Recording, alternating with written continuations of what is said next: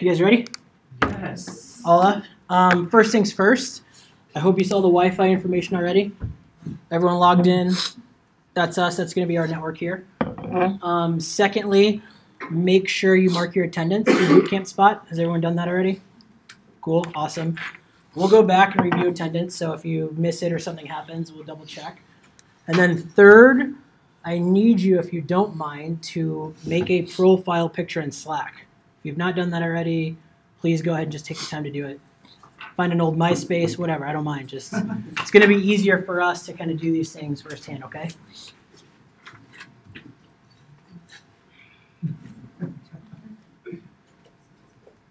Cool.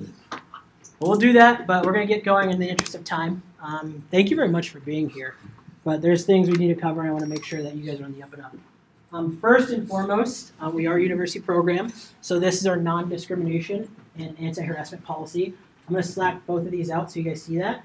And this one is to report discriminatory conduct, meaning if you're not comfortable with the instructional team, myself, and you just want to go direct to the university, you can. We definitely have things transparent. And I'm going to actually give you Patty Cook, who's our program manager. I'm going to give you her email too, so you have these resources in hand, okay? And I'll make sure we slack them out to you so you guys have them just at a click, okay? Make sense? We really want to be transparent, so if you're not comfortable being like, Jason, you know, XYZ is happening, I want to go straight to the university. Great. I'll make sure it happens, all right? Cool? All right.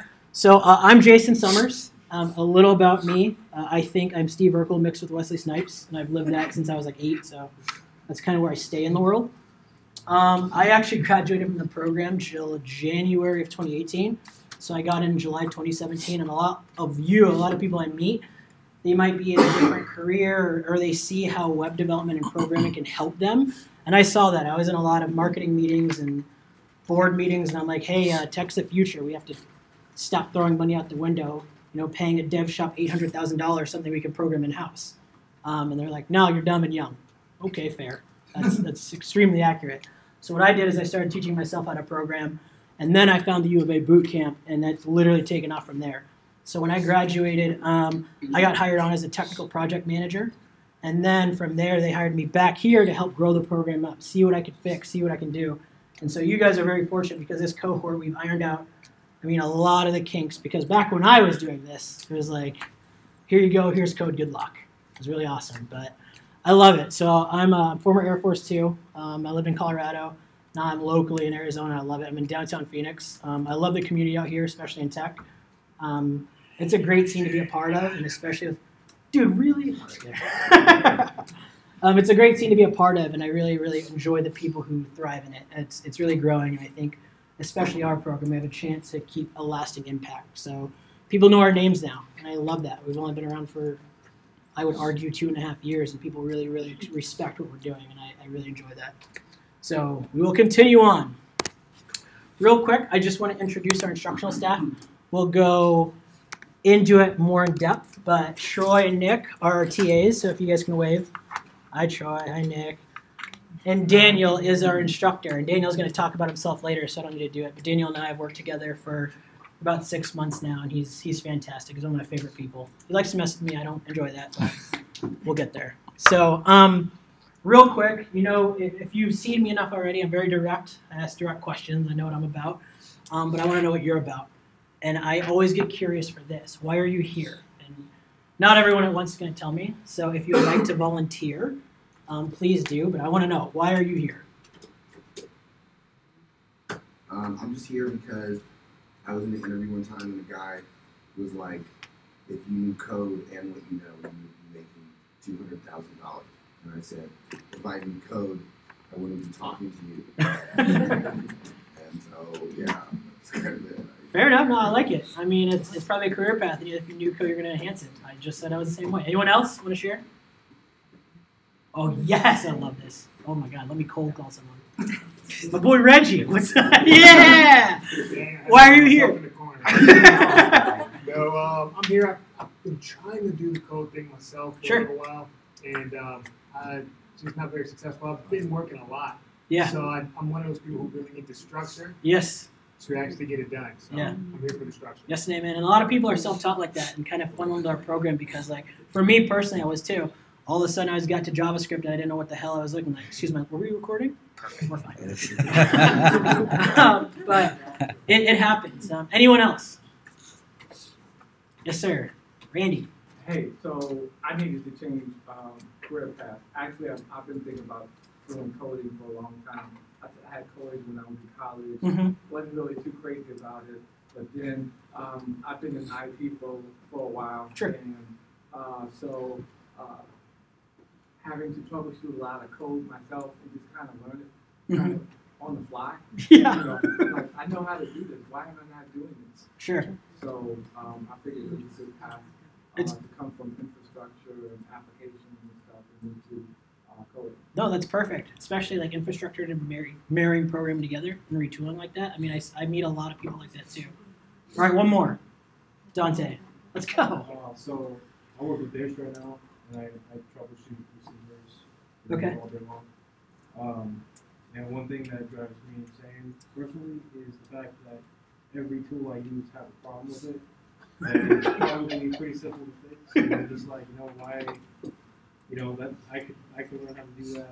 Yeah. So, make sure I'm learning. No, it's smart. And probably a lot of people come from that field too of like, can I just solve this problem? Anyone for entrepreneurship, like maybe you want to start their own dev shop or things like that. Josh, put your hand down. George, you are not raising your hand, are you? Oh, no, I was raising. Yeah, go ahead. I was the only one. Right now I work in finance. I work in Merrill Lynch. I also right now work at USA. So I work in finance. Okay. If I really want to do is a little later on is go more into like application development. Sure. Small businesses. Like back in college, actually went to UVA. Yeah, let's go. My little class where we built VBA coding on Excel. Oh. That was one of the things I was really interested in. That was actually my favorite course. VBA. Unfortunately, that was my last class at U of A. Okay. I didn't really pursue it more. But that's something I really want to move back and actually do. And something all about small business to create an app.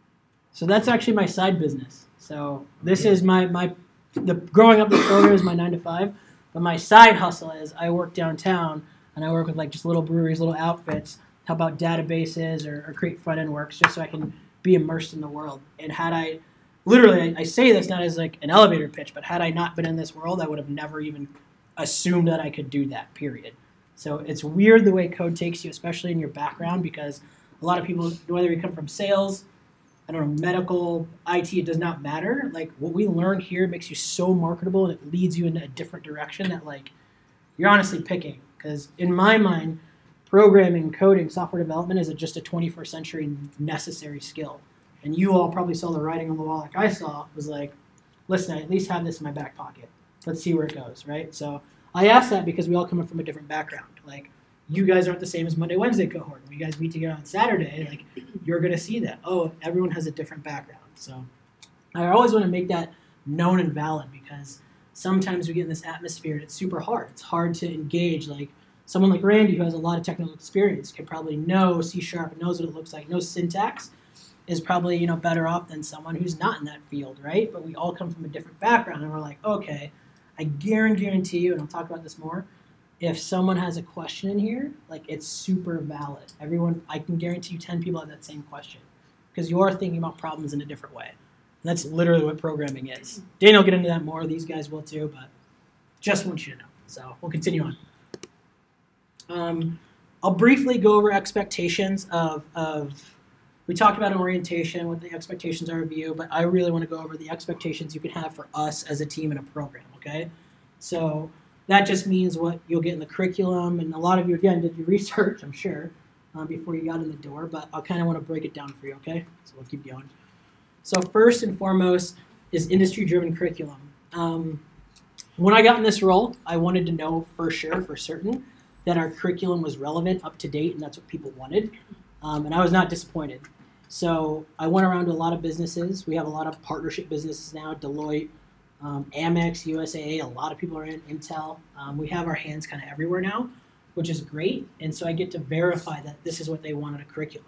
Some people want enterprise, the bigger scale projects, moving React or something like that. Some people want smaller things. They just want you to manipulate JavaScript on the front end. Our curriculum is created in a way where it can be flexible and we are relevant in Arizona. That's what I enjoy. We are completely relevant in Arizona. meaning that you could take this and go elsewhere. I have people who, I had a student move to New Zealand and just program out there. You can have those types of skills, but like we're very, very industry driven. I don't quote me on this. Deloitte right now is looking for a lot of React people because they're pulling a lot of people, but then they're teaching them C# so they can go off in the world, right? So our curriculum is designed that you can learn something really quick and then be accessible. And so I like that a lot. Support. You not only have TAs who are going to answer all your questions, you have an instructor who's going to answer your questions, you have people in Slack all the time who are helping you, plus you have tutors, and plus you have me. Don't ask me programming questions because you're going to pull me into a rabbit hole a lot, and I actually have a real job to do. But you can. If you just want to shoot me like a little one, I'll be like, yeah, let's go for it. But you have a lot of support. You have tutors, you have office hours, you have a lot of support because ideally we want to see you all make it through. That's it. We want that to happen. We work hard for it. We train for this. We update for this. This is what we want and need. So if you put in that effort, we're going to put it back to you 200%. It's just how we operate. It's challenging work. I'm going to go into it. I get very, very dry about this. I hope your expectations are like, does anyone have wives, spouses, girlfriends? I say this a lot. Anybody? Husbands? Whatever. It doesn't matter. Like someone else, right? Like that's done. I'm sorry. I apologize. Like that is gone. Like your next 6 months are dedicated to like this craft. And it's hard to say because like your social life's gone. I hope they understand that you're going to be up to like dark 30 coding. I really, really do. If not, go home and tell them, be like, hey, listen, I care about you, but I'm going to be up very late, and this is what it is. Because it's very challenging. I talk about time management and things like that later on, but I want to be up front. I will never, ever, ever lie to any students, probably to my detriment. Luckily, I'm not fired yet, so. But yeah, but I won't. It's hard. I barely got through. I quit my job 3 months in. I couldn't do it. I couldn't give that same time that I needed, and I had to make a hard choice. It's like, all right, well, I'm all in this world now, so I might as well do it. So I tell you guys because there will be a time, I don't care when it is, week 8, week 20, week 12, where you're just going to look at yourself and be like, I cannot do this. You have to get comfortable with being uncomfortable like day one. Like you're not going to get it all off. A lot of you might be like me, you're thinking like, okay, I can master this concept and move on. That does not exist here. I hope you master the idea of it. You can go home and understand the syntax and do that and challenge yourself, but you're not going to, it's not the way we lecture, it's not the way we teach. We probe, we make you understand and learn and see if you can figure out a different way because that's development 101. Again, Daniel will go deep into that, but I wanted to make sure that you know that up front. This is super challenging. It is a boot camp for a reason. We are quite literally cramming 2 years of graduate work into 6 months and saying, good luck. Have a good time. Super fun. And some of you might know people who have been through this program and they can say the same thing. They can verify and corroborate that.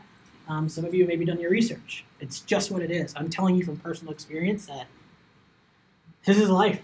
Your next 6 months are going to be wrapped up in this. And I hope you kind of know that early because I would be not doing my job if I was like, yeah, good job. We can all do it. No, that's wrong. Really just accept that you're going to be very uncomfortable in this environment because it's not, this isn't really college. This isn't what we do. We literally, we're still higher education, but like, this isn't normal. We are accelerating a program. So I want you to understand that. And then group-based learning. There is a reason why I have you do people bingo. There's a reason why I have you get up because most people who are programmers or in here are introverted, right?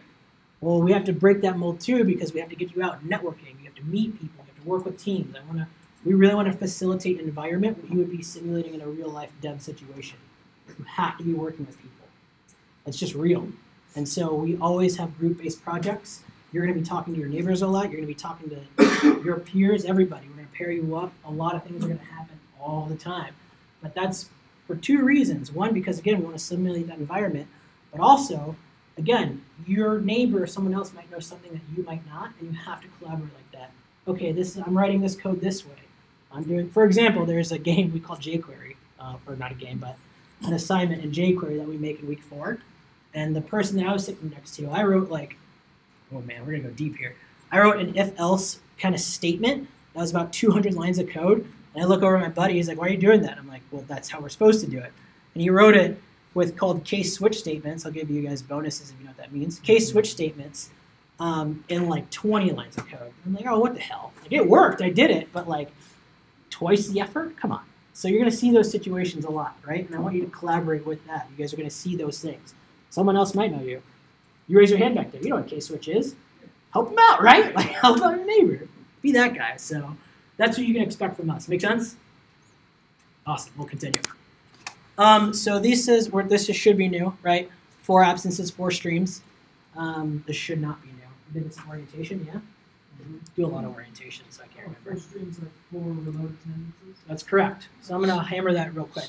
So 4 absences, meaning like you did not notify any of the instructional team. They did not notify me that you were going to be in class. You just don't show up and don't tell anybody. Absence, right? 4 streams. You get sick, car doesn't start, you're late. You have to be late at work. You can get a remote attendance. You need to go to a coffee shop. You can stream the class. I'm going to hammer this home now. I don't want you to stream. I don't. I really don't. I understand life happens, but streaming is bad. You're not going to get the quality of what you need here because we go in a lot of live coding situations. Daniel loves live coding. He's one of my instructors who absolutely loves it. So he's going to do a lot of live code in there. You're not going to get any benefit if you're watching it from home. You're not going to understand what he's doing or why he's doing it. And so I tell people all the time, try to avoid streaming. You can stream. Go ahead. So, is it or both? both. 4 absences, 4 streams. So it's 8 in total. But I do not want you streaming at all. Let's actually just pretend that's a fat 0. Technically, I have to tell you this. Yeah. But I will tell you, in my cohort, so we started with 32, whittled down to 18. Out of those 18, like 12 were streaming by the end, and they just didn't graduate. Because they couldn't keep up with our workload. That is real. I can't lie to you. That's a real thing. Streaming's great. I understand if you can do it, great, fine, whatever, but you're not going to get the same quality. Like Reggie brought it up. Like you're here for structure, right? Like that's what it is. So there's a better way to say that. I would. I'll probably get chastised later, but I'm okay with that. 2 missed assignments. So that's 90% of homework. So you have an option. We have weekly homework. It's very challenging, but you have an option to miss 2. And normally what I see students do, because our 3rd project is the longest, we have a lot of time to kind of like digest all of our material. We're React, we're in NoSQL type of database stuff.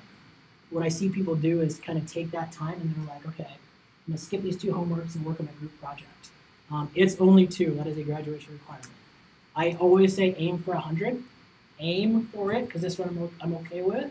But aim for that because every homework helps you build on what you're building the next week and eventually into your projects, right? You can take the homework that you built, take a code snippet that you already used, say you already wrote a function, say you already wrote a nav bar, anything like that. You can have it in your homework and then use it somewhere else. So I always say, like, homework's another way to practice. Just another good way to practice. Activities, homework's the best way to do it. I went home all the time. I just redid my homework. Because I had to. I need to understand it. I was like, okay, it's working, but I don't know why. So homework helped me do that, okay? Make sense? And then 100% of group projects matter. Who has been victimized by a group member who has not shown up to a group? Put their name on it. Cool, that's real. That's super real. And it's definitely real in this environment too. We look at it, that's important. When we put you in groups or projects, we definitely are looking for everyone to pull their weight equally. Because what happens, we see more often than not, someone's like, all right, I'll do all the commits because you can't figure it out, and people don't want to talk and engage with each other. So that's what we measure. We measure that all the time. We know who's committing what in homework. So our expectation, not mine, the university, is that you're putting in equal amount of work. And we can measure it because we're seeing the commits. We're seeing what you put to us and submit. Right? So, yes, sir. So is the group project managed to begin right now? Correct. I know. You know what I should have said? And this is on me. I'll eat this one. Questions till the end. Yeah, that's on me. I did that. But now I opened it up, so I'm like, yeah, it's fine. We're going real loose with it. But does that make sense? We definitely monitor group projects because it's, I mean, you don't want to leave your group members hanging. Like, it happened to me in my project too. I had 2 people just leave. I'm like, oh, okay, I guess I'm doing a project now, so that was awesome. So we definitely monitor that. Cool? Cool. So yeah. Yes? 3. Our goals: be engaged, be on time, be accountable, be excited. The one that I want to hit the most is be accountable. The way I do things, the way our program manages it, you're adults. Ain't no one going to chase you down. You're an adult. You're doing these things. I'll let you know if you're behind on homework and attendance. I'll shoot you an email. I will do that. The team will. We are committed to you 100%. That's why every one of us are here. That's why they're here late. That's why they're in office hours. They don't get home till 10:30, 11. They leave work early. They want to help you guys. So my expectation is show that same courtesy. Please do. I want to say that very dry and bluntly because Sometimes it happens. And no harm, no foul, but I want you to hold yourselves accountable for that. We will all help. I'll definitely support that. If you want to get through, I will make sure you're living across that finish line. And we're going together. But at the same time, there's accountability that I want to make sure that you know early. This is a boot camp. So you have to be accountable for yourself. That is a real thing. Say it once and once alone. The instructional team knows it. That's what happens, but I really hope that people can do that. And then really just be excited about what you're learning. I'm telling you, this is especially in Phoenix right now, it's amazing. I love it. I love our tech community. I love what we're doing. Has anyone been to any meetups? React, JavaScript, things like that? Okay, meetups are a great way to, you have? All right, perfect, yeah. Meetups are amazing right now. And most meetups are now infiltrated by University of Arizona students. So we're out there. It's a community that we're building from the ground up, and I absolutely love it because people know us. And I want to keep fostering that, keep facilitating that, because now our certificate, everything carries so much weight. We have so many people in jobs everywhere. USAA, Deloitte, I mean, you name it. We have people everywhere, and I want to make sure that we still foster that for you, honestly, for new people who are coming in. I want to continue that. So be excited about that. You have access to a wide network and array of people now. So I hope that excites you. If not, fine, that's okay. But be engaged. I also touch on questions. If you have a question, raise your hand. Ask it. If it seems dumb, I don't care. Raise your hand and ask it. If you are embarrassed for this question, guess what? I don't care. Ask it anyway. Because I'm telling you, sometimes we bottleneck ourselves because we're like, oh, I'm not getting it like someone else does. This might be a dumb question. Get that out of your mind. Go for it anyway. I can guarantee you someone else in the room has a question, and you're thinking about a problem that someone else isn't thinking about. Does that make sense? Because in programming, there's so many methods to do something, and so you might be coming at one direction, and someone else is coming at from another. Okay? So ask that question. We will answer. There are no dumb questions in here. It sounds like a cliche first day kind of thing, but I believe that. Because a lot of times I see students self-select themselves out, and that just really makes me sad. Honestly, it does. Because it's one of these things that I'm like, just ask. Go for it. Ask and slash. Ask your neighbors. There's an Ask the Class tab. Ask the question. There are no dumb questions, honestly. Because if you start doing that, you're not going to make it through. You aren't, because you're like, oh, I'm not going to get SQL, or I'm not going to get NoSQL. I can figure it out the next week. We move too fast. We build too much. Scary, I know, I'm sorry, but I'm telling you, I want to tell you the truth day one. Continue. So, we have career resources. So if a lot of you are like me, this program will learn you to career services, right? So the career services are going to run analogous to everything in curriculum. So that throws another wrench on your plate. It's like, oh, okay, I have career homework to do too. It's great. Honestly, keep it updated. I did not know how to write a technical resume until I got in here. I didn't know there was something called a technical resume until I got in here. That's a fact. But you have career coaching. You have office hours with career services. You have interviews, online presence. They'll redo your LinkedIn. Is anyone connected with me on LinkedIn? Besides the people who know me? Christine, you are. You sent me a message. Where did you send it? I was at the wrong place. Were you at Chandler? Mm-hmm. Okay. Sorry. And then project demo days. Yes, sorry. I was wondering now, question, my job is running on LinkedIn, licenses, and all that. Oh, ooh, okay. I've never come across that before. We'll get one-on-one. We'll figure it out. That means you're going to have a great GitHub and Stack Overflow. Yeah, then my boss messaged me and they're like, your LinkedIn is not updated, you need to leave it. Okay. What? Yeah. It's kind of odd. You can't Well- ever leave this job. Guess what? He's out the door. Yeah. All right, well, that makes sense. But like in that regard, then what I would say is tell career services, because in my mind, I'm like, great, then we'll make your Stack Overflow and GitHub look gorgeous. Like, that's what we'll do. We'll go in the development world, that side. You want me to stay, I guess. Yeah, apparently. I'm like, sorry, man. And then project demo days are cool too, because project demo day is your culmination of what we do.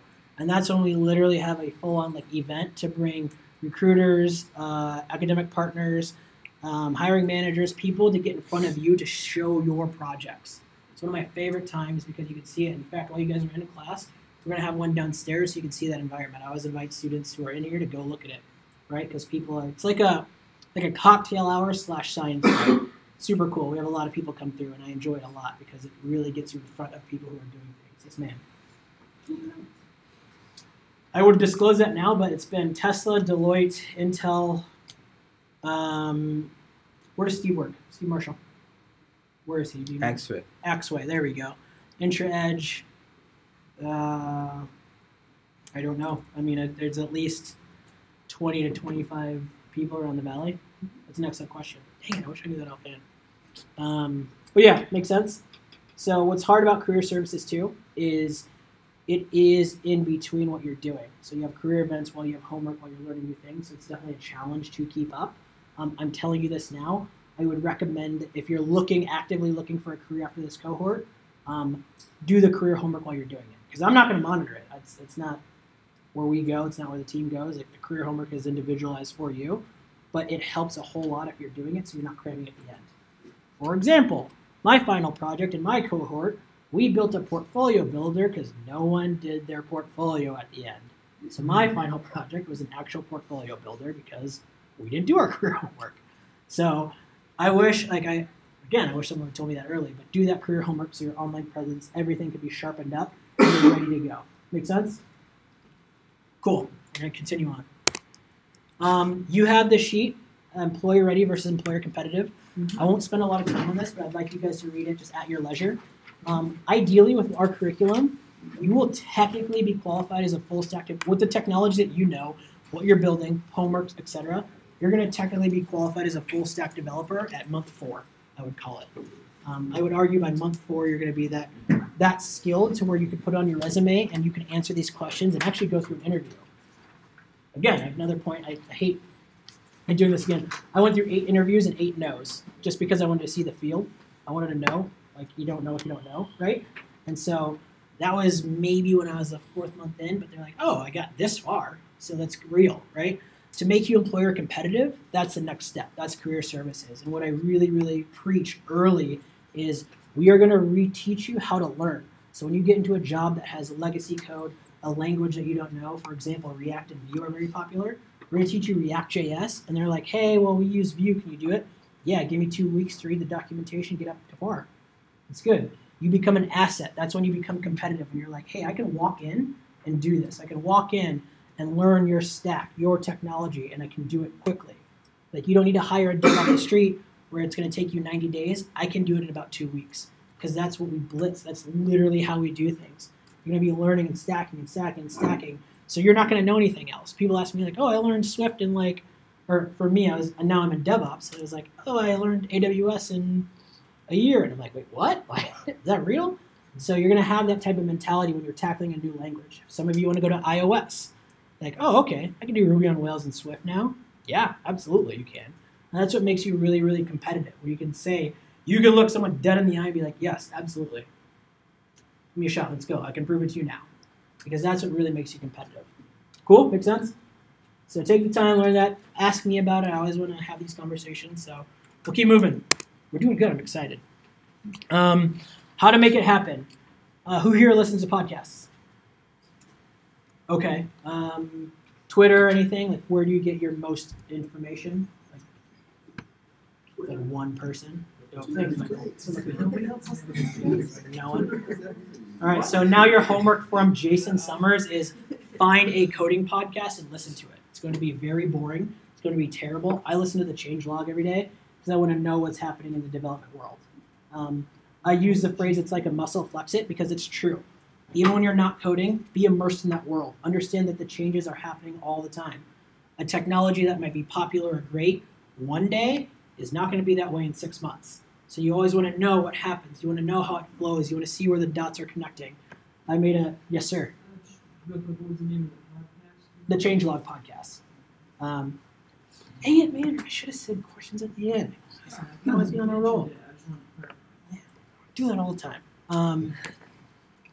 What was it? Podcast. There we go. But the reality is like you need to be immersed in that world, right? You want to take Sundays off. You don't want to sit there and code anymore. You don't want to stare at your computer. I always encourage people to find something that's happening. Like listen to that podcast. Search what technologies are popular. You guys are gonna get you're gonna get so good at what you do. You're gonna listen to something like, oh, what's materialized UI? And then you're gonna be like, let me go look at the documentation. And that's your world. You're gonna look at docs, is what we call them. You're gonna look at things that are updated all the time. And that's just how we learn. So I always tell people to be immersed in our world because it changes all the time. You want to see what's new. You want to see what's evolving. But then it helps you think, okay, this is why they're solving the problem of this. This is why this specific JavaScript library solves this problem and why everyone's using it why people are making $150,000 to use this specific library, right? That's real. Yes? Sorry. No? No, you're good now. It's free for all. Full sender. I was feeling it. It's gone. That shit's Yeah. That's done. During the pre-work, didn't you offer some sites that had different places where you could get updates on what coding and things of that nature? Sure. Like, built-in.com and I think there was a few other links that had some information. Medium and Thinkful are good ones right now. So I use Medium a lot in my home pages. I can bring up. Yeah, it was on there. Okay. What I can do, if you have that question, just link with me. Just send me a Slack and I can update you guys because there's a lot to do. I don't know if it's. I have not looked in the pre-work in a while, so I'm not 100% sure. I actually was traumatized by the pre-work and the coding test. I failed that a lot, so I don't want to go back. But yeah, there's a lot though, Bree. Yeah, it was medium. There's a medium built-in. And some Yep. other ones. Yeah. There's a lot. Okay, there's a lot. So I tell everybody, please just be immersed in the world, right? And then scheduling is a huge thing. If we are all victims of Arizona traffic, then that means we have to kind of schedule our lives around what we're doing now. And so, anyone use Google Calendar? Cool, I love it. I'm a slave to Google Calendar. I really am. I love it. It helps me ping things. What I tell people early is probably make a calendar. Get real gritty with it. When you're going to eat, when you can afford to code, when you need to go to bed, when you do these things, and try to stick to it as much as you can, because real life happens, right? You need to go to grandma's birthday, you need to do X, Y, Z. I don't know what it is, but life happens. If you have a constant reminder, it's really going to help you. And one of the most successful people that I met in this program, she graduated with me. She came from retail, knew nothing about code, but she was granular with her schedule and got to the point where she was the first one hired out of our cohort. We all asked her, like, what the hell were you doing that we weren't doing? Not recording? Yes. What were you doing that we weren't doing? And she showed us our schedule, and it literally was dialed into the 30 minutes. It's like, wow, like you found the time that we weren't looking for, which is great. Is it possible? Is it possible with your life schedule? Maybe, I don't know, but I tell people, like, hey, if you can do it and you can afford it and you can stick to it, do it. Definitely. Yeah, definitely do it. She might have. But she works for, not Axway. Oh my gosh, I can't think of it right now. Will interviewed there. I can't think of that program. Not AWS either. I don't know. You have to get me on that one. What's that? Amex? No, not Amex. It's easier than Amex. I'm trying to think. They're in that same building in Tempe. Oh, no, I'm taking Asian stuff. No, they're in Chandler. Anyway, sorry. Oh, that's a rabbit hole. They hire a lot of devs too, and they like that. They wanted to see people meticulous because they're a front-end shop. So a lot of people, if you have a graphic design or UI background, they love us right now, so it's great. And at least 25 plus hours. I wish there was another way to say that. I really do. I wish, like, I could say, yeah, you'll come to class, yeah, you'll do homework, and you'll be good. Like, it's like high school, college. That's not real. That's not real at all. And I would be lying to your faces if I told you, yeah, if you do your homework and you come to class and pay attention, you guys are going to be good. Nope, that is a blatant lie. Cannot do that. 25 plus hours of practicing behind the scenes, doing your research, looking at documentation, going over, a class again. All of our classes are recorded if you want to go back and do it. Asking questions, it's super real. 25 plus hours. In my mind, and this is opinion based, 25 plus hours will make you successful. If you can do more, sacrifice more. But if you can't, really take a realistic look at what you can do early. This is not a scare tactic. I'm just saying, like, this is just the reality of what we face. It's just so real. Ad drops a week. So if you're like, Jason, I can't commit the time, great, that's fine. We got other cohorts upcoming. I want you in here. I really do. You took the plunge already. But really attack this when you have time to attack it, because it's just a lot of the main complaints I get was, oh, I didn't think it would be this hard, and I didn't think I'd have to, be working this hard to do research. Well, any developer will tell you day one that they are Googling a lot. They're learning how to solve problems in that manner. And that's the best thing that this boot camp teaches you is, like, how can you solve a problem when you have minimal information and you need to get something done? That's what makes us super marketable. That's what makes this skill marketable. It's like they can give us minimal instructions. We can figure out a way to make it work. And that's the reality of it. So I always tell people 25 plus hours what you need to do. So this next slide is super redundant. Oh, nope, never mind. It's important. I thought it was questions. These are support stools. I'm going to introduce my favorite person in the world, Miss Becky Dean. She's a part of our student advisory team. Becky works closely and are kind of behind the scenes. So if you have live chat questions or cases, anything like that, Becky's on that team that handles that. So if you have a finance question, anything like that, what else do you guys handle? Kind of everything. Kind of everything. We just took on the accounts. Yeah, so now accounts too. So Becky has her hands in everything. So if you've seen BCS in that live chat, that's a real person right there. She's helping you out. So if you have a finance question, logistics question, anything like that, you can ask me. That's great. I'm going to ask Becky. So cut out that middleman and go to chat, okay? GitLab, GitHub are things that we do. GitLab is where our repository is housed, and we'll kind of go into that. GitHub is where you're going to live primarily to store and house your code for the next, kind of ever. Actually, from this point on, you guys are going to be living in GitHub. And then student surveys. Surveys are weekly. It gives us kind of anonymous feedback of how class is going. That's kind of where we have our launching point. Myself, the instructional team of our weekly meetings or stand-ups are hey, what's going on? How are things going? So if you take a survey, if everything's fine, 5's across the board. If you really, really want to red flag something, 1's across the board, right? But I look at the data and I always want to get involved in class and see if something's not going right. I really, really, really, really, really want to support you to make sure that you're learning the way that you need to learn. So the surveys are a great way for us to have a starting point and have our weekly discussions if things are going well, right, whatever we need to fix and change, because we are very in tune with that. We want to help you. We literally cannot tell you what these guys give up to help you and be in this classroom to make sure that your goals are your goals. I would love to lump my name in there, but it's what I do. I enjoy helping students. I like doing it. I like being in our world, but we really want to make sure that you can achieve it. So we will do whatever we possibly can. So that's a big one. So the surveys, like I said, take seriously. If you have some great feedback, send it. If you just want to, give a shout out, do it. We don't mind. But just make sure that they're going to be weekly, all right? So you know that. Awesome. I think this is it. Boom! Thanks. Yeah, if you have any lasting questions, shoot them, fire away. Because we're going to hit the ground running. So if you have any final questions for me, please, the floor is yours.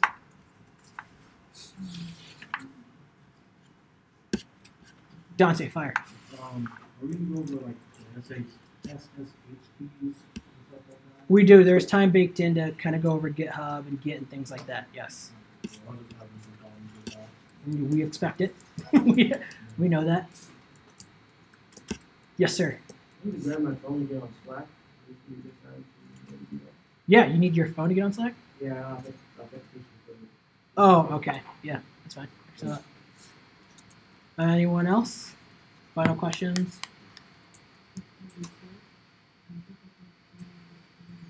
Yeah, please do. Knock yourself out. Any curriculum or team questions that you might have for me? Just because what I like to do, I keep updated. I'll be in class sporadically. If you see me in class, there's probably a problem that I need to solve. So I try to come in and out sporadically, say hi when I can, because I really, really believe that these guys I have so much faith in our instructional team, especially Daniel. He'll go over that a lot. So, you can always get to me via email, whatever. You can support a case to me in BCS2. Live chat won't come to me, but if you say support, I'll talk to Jason, shoot me off an email right there. It's really user-friendly and straightforward. Any other lingering questions? Cool. Shout out to Bree for winning People Bingo. Let's go. Let's go. Yeah. Super competitive. She's going to get a Starbucks gift card. That. But yeah, I'm great to get excited. I'm super happy that you guys are here. It's really awesome. You guys took the plunge, and I think coming in the door is literally 90% of the battle. The rest is we'll make sure it happens. So thank you so much for being here. And with that, Dan, take it away. All right, thank you. Yeah. Okay. All right, good evening, guys. We'll start with some introductions. All right, so I usually ask you guys to introduce yourself, but this time I'm going to start first, and then we'll go over the class. Okay. Before I introduce myself, need to get a couple of things out of the way. So, in the previous cohort, I know I'm short, and I use the whiteboard a lot. And I realized that I wasn't able to get the whole real estate that it allows, so I bought a stool, so you'll see me standing on it. So I just want you guys to get it out of the way. as you guys don't freak out what's going on. Yeah. All right. So about me, before I begin, Jason started. Did anybody look me up on LinkedIn except George because he doesn't have a choice anyway? I know at least somebody added me. Is that you? Yeah. Right. Okay.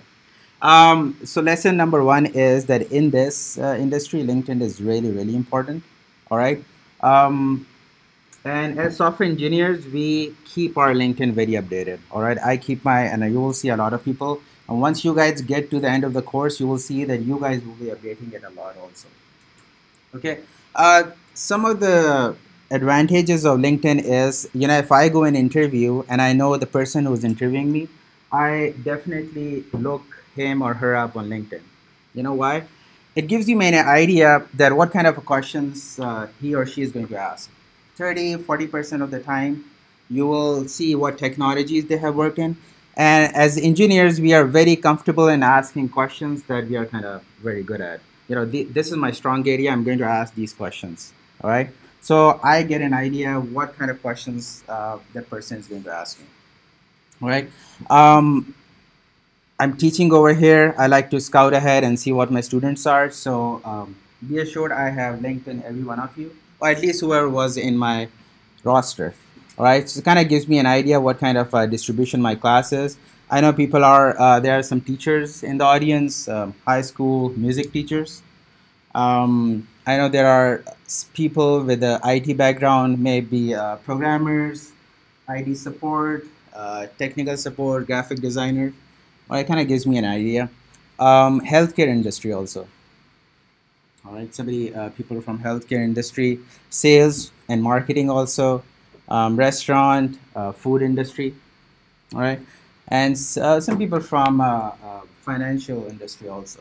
So it kind of gives me an idea what kind of audience I'm going to talk into. All right. Another point is you can when you come to this course, you guys did your research.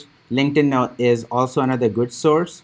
You can see a lot of students are updating their profile. You will find a lot of students who have gone through this. You can message them, ask them, hey, how was the course? I taught the last cohort from July to January, so you can find students from there. Ask about me. Hey, this is my instructor. What do I need to look for? How's this? The teaching style and everything. Okay, it kind of gives you an idea. I would do that if I was in your place. Okay. Right. So about myself, I have a computer science degree. I did my MBA finance. I went to UT Dallas, but kind of figured out that I still like computer science. So my MBA finance degree, is one of my kind of waste thing or kind of one of my regrets that I did it. But still, I have been doing programming for over 14 years now. I started my career with PepsiCo. This is in Dallas, Texas, Plano, Texas, to be exact. So Dallas has a special place in my heart. That's my home, away from my home. So I know we are never going to get to the NFL season. I'm a big Dallas Cowboys fan, so you won't see me wearing on Thursday jersey anymore. So you guys won't have to bear that. But I started my career with PepsiCo. Then I went to Cincinnati, Cintas. They make lab coats, medical devices, and those stuff. I did some programming for them. And my longest career was working for Walmart. I worked for 6 years. I know people find whenever I tell them that what Walmart. You should Google Walmart, their home office in Benton, Arkansas, and their IT office. All right, it's huge. And I know Walmart gets a bad name with the stores and everything, but they do take care of their engineers. I'll go over that. But I was there for like 6 years, and I moved to Phoenix to work for USA last year. Today is actually my first anniversary working for USA. My wife is from Phoenix, so after 6 years over there, we decided that we need to move to Phoenix to be closer to her, to my family. So here I am.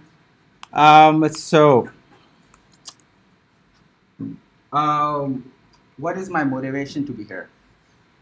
Right? It's not a bragging point, but you can see the companies I worked for. I talked about Walmart, and all of this information, it's not kind of hidden. You can go to Glassdoor and Google senior engineer, lead engineer salaries on these companies. You'll find out what they are paying. And Walmart does take care of engineers, and the thing is that they have competition Amazon, all right? So they need to have that resource. Look up their Bentonville, Arkansas campus or their California one, right? They have stock options also, you know. What I'm trying to say is that in USA, if you guys know where USA is, it takes me an hour 15, an hour and a half to come here, all right? Definitely I'm not getting paid that much over here that I need to travel that, you know. And it's kind of difficult for people when I tell them, my coworkers, my family, they're like, why would you do this? I mean, you don't need to go there. And they're right, right? But this is my passion. I really, really love doing this, right? My motivation, and I know it might sound cheesy or you guys don't trust me, but trust me, after a few months, you will realize I'm doing this just for you guys. All right, you guys have taken a step, and I want to be part of your success. All right, I want you to walk out and say, this course changed my life, or this instructor changed my life. And when you are successful in this field, I want to be part of that. All right, this is why I'm here. Okay, and this is my real motivation to come here. I just completed my previous cohort like last Tuesday, and I'm back over here. And people are like, wow, that's, I mean, usually people take a break, but I'm like, you know, I want to go back again and do this. To be honest, you will see software engineers, we are not very charitable people. You know, we're kind of, you know, we get paid, but we are still greedy. But what we are good at is open source. You want my code? Yeah, go ahead, freely use it. You know, I'm totally open with that. You want my help? Perfectly fine. So this is kind of my giving back to the community part. You know, I have some knowledge, I have some experience. I feel like, you know, I can share something. So this is kind of, I'm doing my part to do that. Can I ask a question? Yes. Well, like at the Walmart, were you part of like the whole redesign of their app? Because I know that was a big thing with them to compete with Amazon. Like I remember the app was just crappy. You know, it was just bad. Yeah, so that kind of happened when Walmart took over Jet.com. I don't know if you guys know Jet.com. They took over. There was a revamping, but you know, there's a lot of parts that go into it. It looks like a simple app, but there's a lot of spinning parts. So I was mostly like a backend developer. So I did have a part, but you know, there are large teams over there. So I know what you're talking about, creating the APIs and everything. Yeah, I was kind of a little bit part of it. It's cool though because you actually said there's so many. Oh yeah, it's huge. Yeah, I'll talk about that more. Okay. My expectations. I'll go through I have some more slides in the future, and I will talk about my expectation from you guys. All right. And just to give you a heads up, I do take them very seriously. You guys are here. You guys have some expectations. I also have some expectations from you guys, and I do take them very seriously. And as we go through the slides, I'll point them out and I will say what it actually means. Okay. People ask me a lot of questions, so I kind of compiled top 3 questions that people ask me a lot. And this is to make sure that you guys are at peace during the 6 months. They ask me, is this my real name? Yeah, this is my real name. Okay. This is my legal real name. And I have gone with this name all my life. Everybody calls me with this. Okay. The second is just how you pronounce it. Of course not. That is not how you pronounce it. It is not pronounced Daniel. But again, disclaimer, you guys can call me Daniel. I have lived with it. It's fine. It's okay. But people do ask me. So what I try to do is I tell them the first day how to pronounce it. Some people try. By the end of the 6 months, they're back to Daniel. So again, it's okay. I'm totally fine with it. All right. So it is pronounced Da, Ni, Al. So combine them, Daniel. Okay. Originally, that's how it is pronounced. Again, you can call me Daniel. I'm still okay. No, don't call me Daniel. I'm just kidding. It's fine. People have called me that. I'm still okay. Some of the questions people ask me, if they're trying to be like a little bit more direct, or they're trying to be they're trying to be subtle, kind of direct, asking me where I'm from, or you already have an opinion where I'm coming from, so they asked me this question also. So to clarify, so that within now you can be at peace. You guys know about me. I'm originally from Pakistan, from a city called Karachi. It's near the beach, so that's where I'm from. Okay, now you guys can be in peace for the rest of the 6 months now. All right. So that is about me. Now I would like you guys to quickly give me name, background, your motivation to be in this course, and what is your expectation. Okay, we'll start from the back corner. It's up to you. Yes, you must stand. It is required. We'll electrocute you if you don't. My name is Connor Millar. My background is all culinary related. I was like top 10 in high school for when I was in those competitions. I ended up going to a Fort Emmons resort, and all the chefs were really rude. So I didn't want to do it anymore, and that's what led me here. My motivation is my dad did this. He's been in the field for 20 plus years, and I've always liked it. I do it on the side a little bit. And, my expectation is just move forward and get my education. Awesome, thank you, George. So you guys know I don't have a LinkedIn account. But my name is George. I'm originally from Cleveland, Ohio. Moved to Phoenix 8 years ago. Graduated from the University of Arizona. Got my degree in finance. Right now I work at USAA. Oh. So you work under Brian, right? Brian Marks? Well, he's the HR, but he kind of distributes. Randy Smith, Javi Torres. Yeah. I've been networking with them. My motivation is I work at USAA, and I always liked technology, but I didn't like it till my last semester of college. I took a BBA course, and I really liked it. And then with USAA expanding IT, I thought this was a great opportunity to take advantage of it. My expectation is to work hard for the whole entire course, ask questions, and try to get as much knowledge as possible, or be the best Google. So at USA, they told you cannot have a LinkedIn? It wasn't USA. It was because I had my licenses in 7 and 66 on the investment side. Oh. And because of that, okay. I see what you mean. Yeah, because it was a conflict of interest. Oh. So that was the reason why. Apparently HR was searching for me. I found out I had an account that I haven't touched since 2015 and deleted it. Okay. Yeah, I make that hour 15-minute drive too. So I know Yeah, that's true. I'll do it up there too. Oh, wow, okay. You can carpool. Yeah. Yeah, there you go. Yeah. So I just kind of like this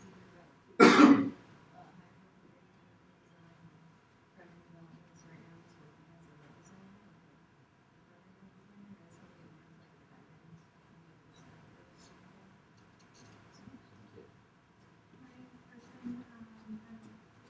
is my dad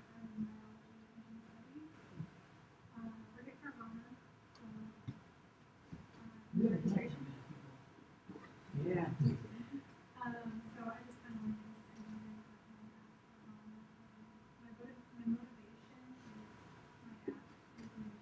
leaders. Had a career.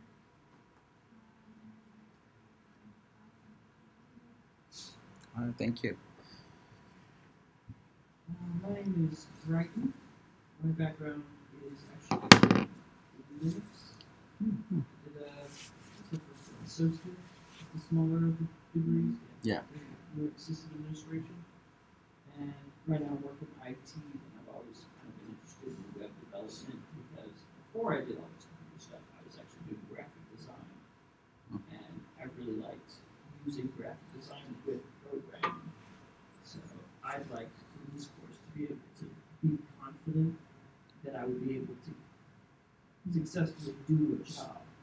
I feel like that would be important to go to an employer and confidently be able to say that yes, I can do this. No. Thank you. Alexandra. Oh, Nick, Troy, those are your TS. That is Jason. No, Jason, long time no see. I'm Allie. My full name is Alexandra.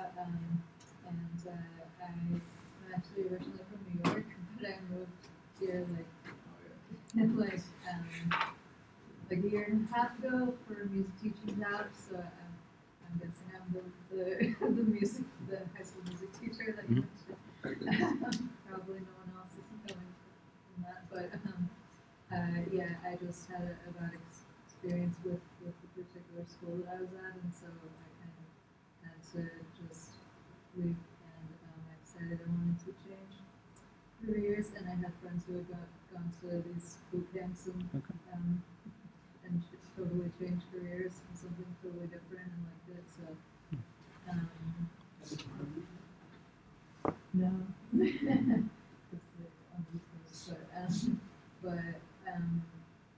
yeah. So my motivation is to get a good job, and I expect this to be really hard. I have done coding on my own before I came here, but I still expect it to be really hard, but maybe be really determined. So.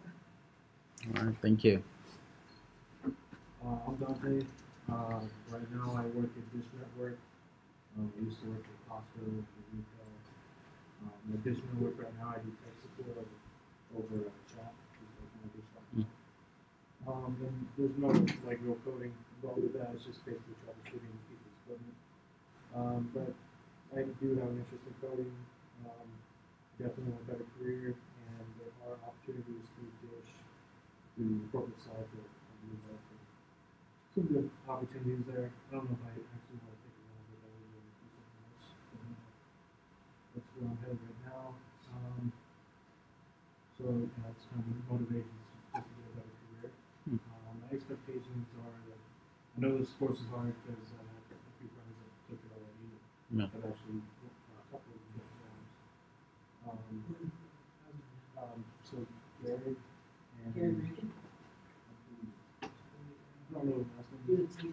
Yeah. And then Tyler Stewart. So you guys are telling me programs like that. I'm excited.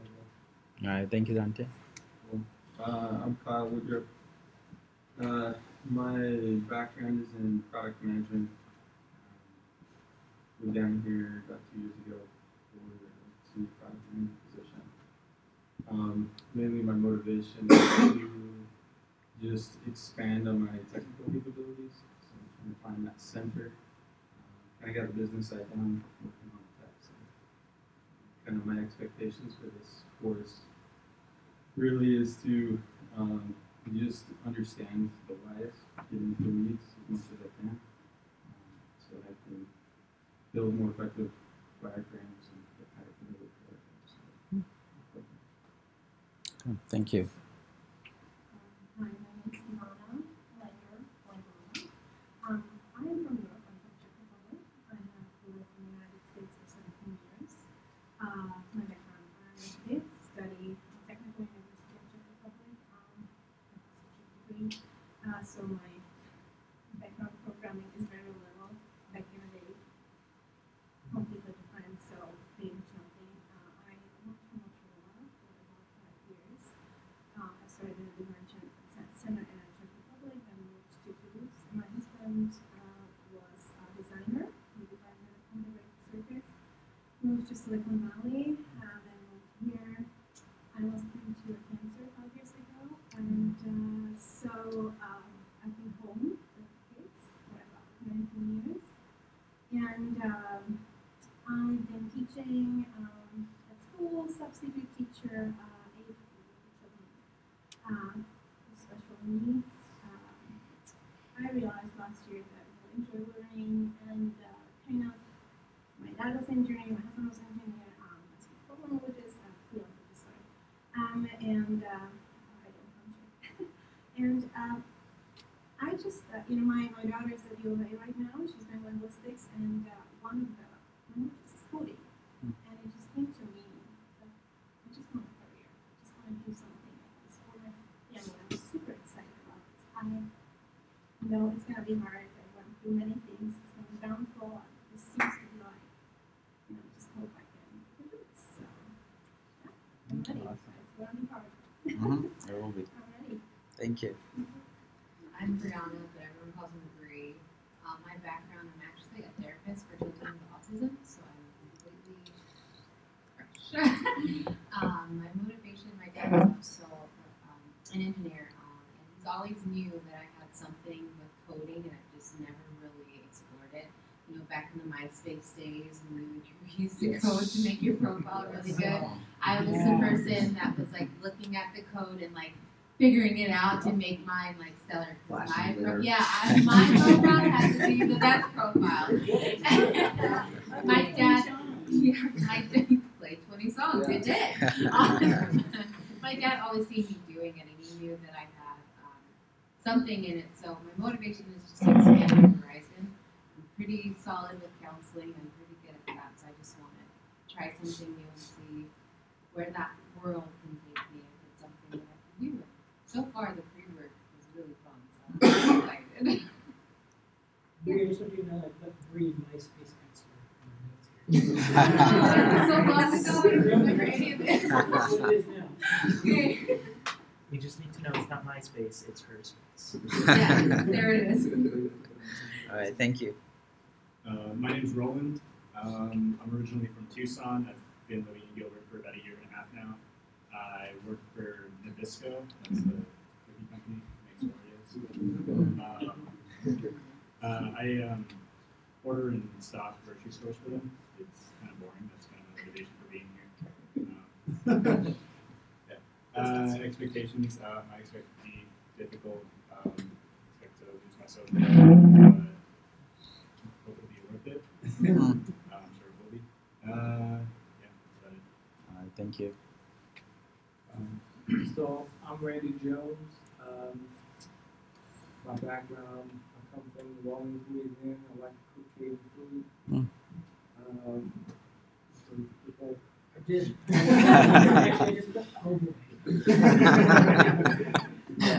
gonna go back to this and be like, I have no idea. And my motivation, so I want to, I guess, change careers. I've been in IT for a long time, and like I said before, I've experienced working with code, and I've been comfortable with troubleshooting code, finding problems in code, but never coded. I did a little bit of it in college, and so I know my expectation is that it's going to be difficult and it's going to stretch me probably further than I've ever been stretched in my life. And I seem to rise to the occasion when those things happen. So I'm just going to let it happen. All right, thank you, Randy. I'm with Kellen. My background, I guess, would be also music.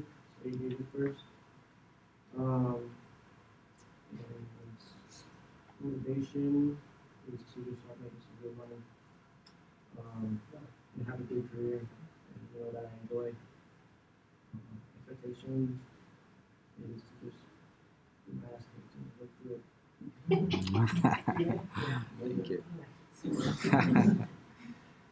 My name is Joffrey Drummond. My background, I've been working in digital marketing for a while now. I have a degree in graphic design. But I kind of shifted out of that into more marketing. And so, I know code. I've played with it before. But my motivation is, just money. Because, for me, everybody has different paths in life, and I got uncles who went to Stanford and to Notre Dame and stuff, and I didn't take that path, but experience is kind of trumps all of that. So I have experience, and I know this would just add, an extra facet to what I'm able to do. I can look at websites, I know what I want out of them, if I'd rather talk to a graphic designer and tell them to design something and then code it on my own and then market it.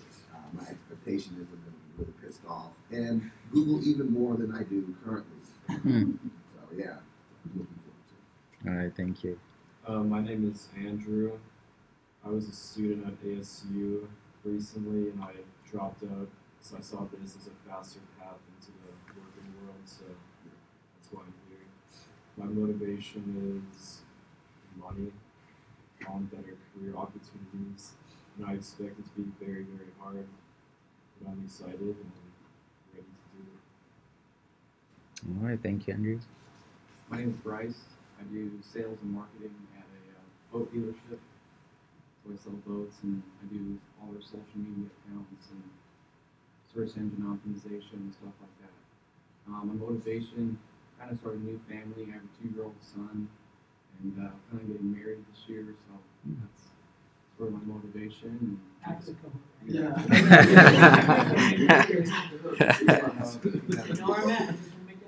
Exactly. I expect these classes to be very challenging, just like everyone else. All right, thank you.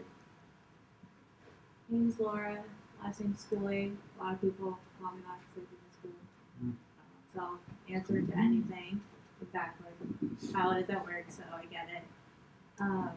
Sorry for my voice cracking, lost it. So this is not how I sound and will not for the rest. Period, I promise. Background, I did go to college, I got my associates in administrative professional. You know, I didn't know what I wanted to do, so I just got the easiest. But I did take a web development class and to create websites, so I found my interest in it. I just didn't know if I really wanted to do it back then, back in 2015. I work in the HOA industry right now. I know, we're the devil. But incoming and outgoing accounts. I put everything in the system. I do IT for our system that I mainly work with. So I kind of get that background of working with stuff, but I haven't put it in forever. So definitely it's good that you're learning it. Motivations, definitely to have more job opportunities and definitely better pay. Pay lower now. Expectations, now to be terrified. Thank you for that, Jason. Yeah, I know. Very terrified. Great. But have no social life. Yeah, that's now my terrified and no social life. Hope I make it through this alive. All right, thank you. My name is Christine Clark. I grew up in Cleveland, Ohio. Yay! Yeah. And I have been stuck at a dead-end job for quite a while, and I got my kid off to college now, and now I can do what I need to do to get my act together and get some stuff going. And I'm really excited because I have been having a lot of ideas that I would like to see in coding, and I'd like to try and play, and I'm kind of curious if I can stick some of my ideas into some of the coding ideas that are out there. Right. I'm kind of really looking forward to it. All right, thank you. I'm Jay Miller. I grew up in Los Angeles. I moved here when I was about 16. I have an associate's in web design, and that was years ago. I was in the military for 4 years, and that was like the first time in my life I felt like I was doing something, and now I'm back in a kind of a dead-end job. So this is to just get a career. And I mean, I have 4 friends that took this class and all passed it. So I'm just following in their suit, so that way I can go back to them and we could all either make our own company or. Who were they? Austin Wayman and Dave, I don't know his last name, so I just worked with him. JD, Josh Daniels. So they all, Josh Daniels didn't take a career, but he's thinking about making a company that the three of us are going to see. Exciting. Thank you. My name is Blair Brown Edward. My background is I have a bachelor's degree in anthropology.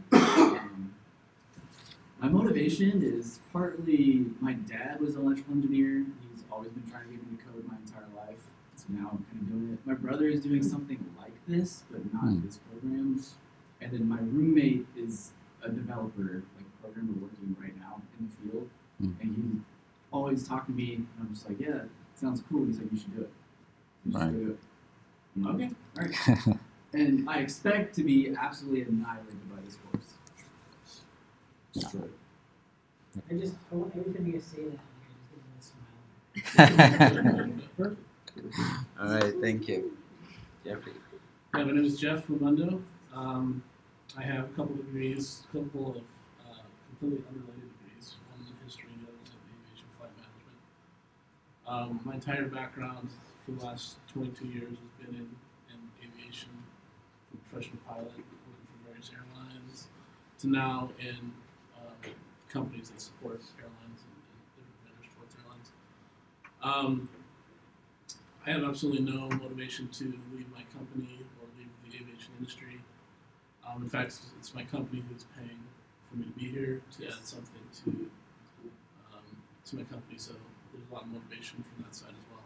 A lot of pressure at the same time to be able to produce something when I get out of here. Yeah, so the expectation is very much to survive and get through. And when I'm done, to be able to, what I really want to do is to be able to not have to rely on either third-party developers or our own internal developers who don't really know the business, and be able to identify an issue, creatively come up with a solution, and then at least be part of the development team that actually brings that to fruition. Awesome. Thank you. Thank you. My name's Matt. I'm from Tempe.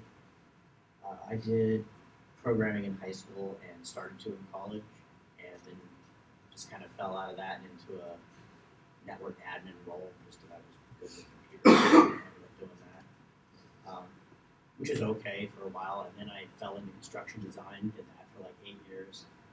Then construction completely collapsed during the recession, so I did tech support for GoDaddy for 1.5 years, and then I've been an account manager for like 3 different software companies since then. My motivation is that I'd rather be on the dev side, doing the really interesting stuff and creating the software instead of what I'm doing and making more money at the same time. Right. My expectation is probably the same as everybody else, be tired and challenged. Thank you. I'm Reggie Battle. I am by trade an MRI technologist originally. I was in the military at first. That's actually how I got trained. And so I'm very familiar with boot camps. Okay. Give me some drill sergeant hat over there. No, for sure. But my motivation is, I spend a lot of my time reading articles about innovation in the field, all the time, honestly. And I see so much that can help, out my field as well. And I feel almost powerless to an extent. And usually the people who run the world is, of course, people who know how to speak computer language, right? So why not be on that team? My expectations is 2-hour drive here. Oh. Yeah, an hour drive back. But honestly, I just really want to bridge the gap between what I've been trying to do myself and why I can't do it myself. Pretty much, I need the structure. I've always been that kind of person that just needs some kind of guidance. I'm hoping you can. Yeah, definitely. All right, thank you, Reggie. Let's see, Jill. My name's Jill. My background, I'm an early childhood special education teacher, so I feel you with the autistic people. I love dealing with the little ones, so this is challenging for me because I deal with the 3 to 5-year-olds, and I absolutely love it. I've been doing it for 7 years. My district's going to crap, so I want to switch gears. Big motivation is my daughter. She, teenager, so that says it all. Very wants and needs, and I'm a single mom, so I gotta change gears completely to try to keep up with her club volleyball lifestyle. So my expectations is probably no sleep, since I don't sleep now because of her schedule and my schedule. So, and to be physically exhausted from this. So. All right, thank you, Michael. All right. So my name is, I'm going to stand up. You want to reduce my risk for cardiovascular disease. So my name is Michael Trepanier. I got my associates in exercise science. Really, me coming to this course or course like this was inevitability. I probably made myself a blog 3 or 4 times, torn it down because I didn't like it each time. I've got my own Linux box back home where I Dockerized my home media server. I've built some iOS applications just because I've wanted to teach myself how to code, but I've just not had that structure to push myself. My motivation is I would like to get a decent living. I'm tired of being paid minimum wage. Currently, I do work at Carvana, so I don't get paid minimum wage, so that's really good. But my expectation is that this is going to be a roller coaster, and I love roller coasters, and I'm excited we're all together. All right, thank you very much. All right. So thank you for the introduction. Please keep your name card at least for like few weeks, so that until I remember, I assure you I will remember each one of your names, but give me some time. And then if there's a different name you want to be used, I know there's a full names, just scratch it out, keep that name until I remember every one of you. Okay. Let's see, what do we have? So we talked, you guys heard from each one of you. So a lot of people are, you said you're looking for a new career, right? That's why they come into this program. Different motivations. That's why I kind of like to ask. In my previous experience, it kind of comes to, people come for different reasons. Family, career change, challenge yourself. We heard kind of common ones. All right. So these are some of the goals that you guys are coming in this class. All right. Let's see. So one of my motivation is that whatever your goals are, I take it really seriously. You guys are coming in this class. You guys are spend money. You guys are putting your time. Please focus. All right. It's just not a waste of your time. It's a waste of my time also. I'm spending time. I am dedicating my time over here. So I expect you guys to do the same. All right. When I start this course, I tell everybody to close their laptops. And it kind of sounds weird. Everything is being recorded. You can go back, see this lecture, bring a notebook, take notes. But until initial few weeks, please go ahead and close your laptops. I want everybody focused over here. I know you guys are taking notes or something. Don't worry about that right now. All right. The biggest challenge over here is you can learn coding, but you need to learn the concepts. I cannot stress this much that you need to know the concepts of whatever is being taught over here. The coding part will come, the syntax you will learn, that's okay.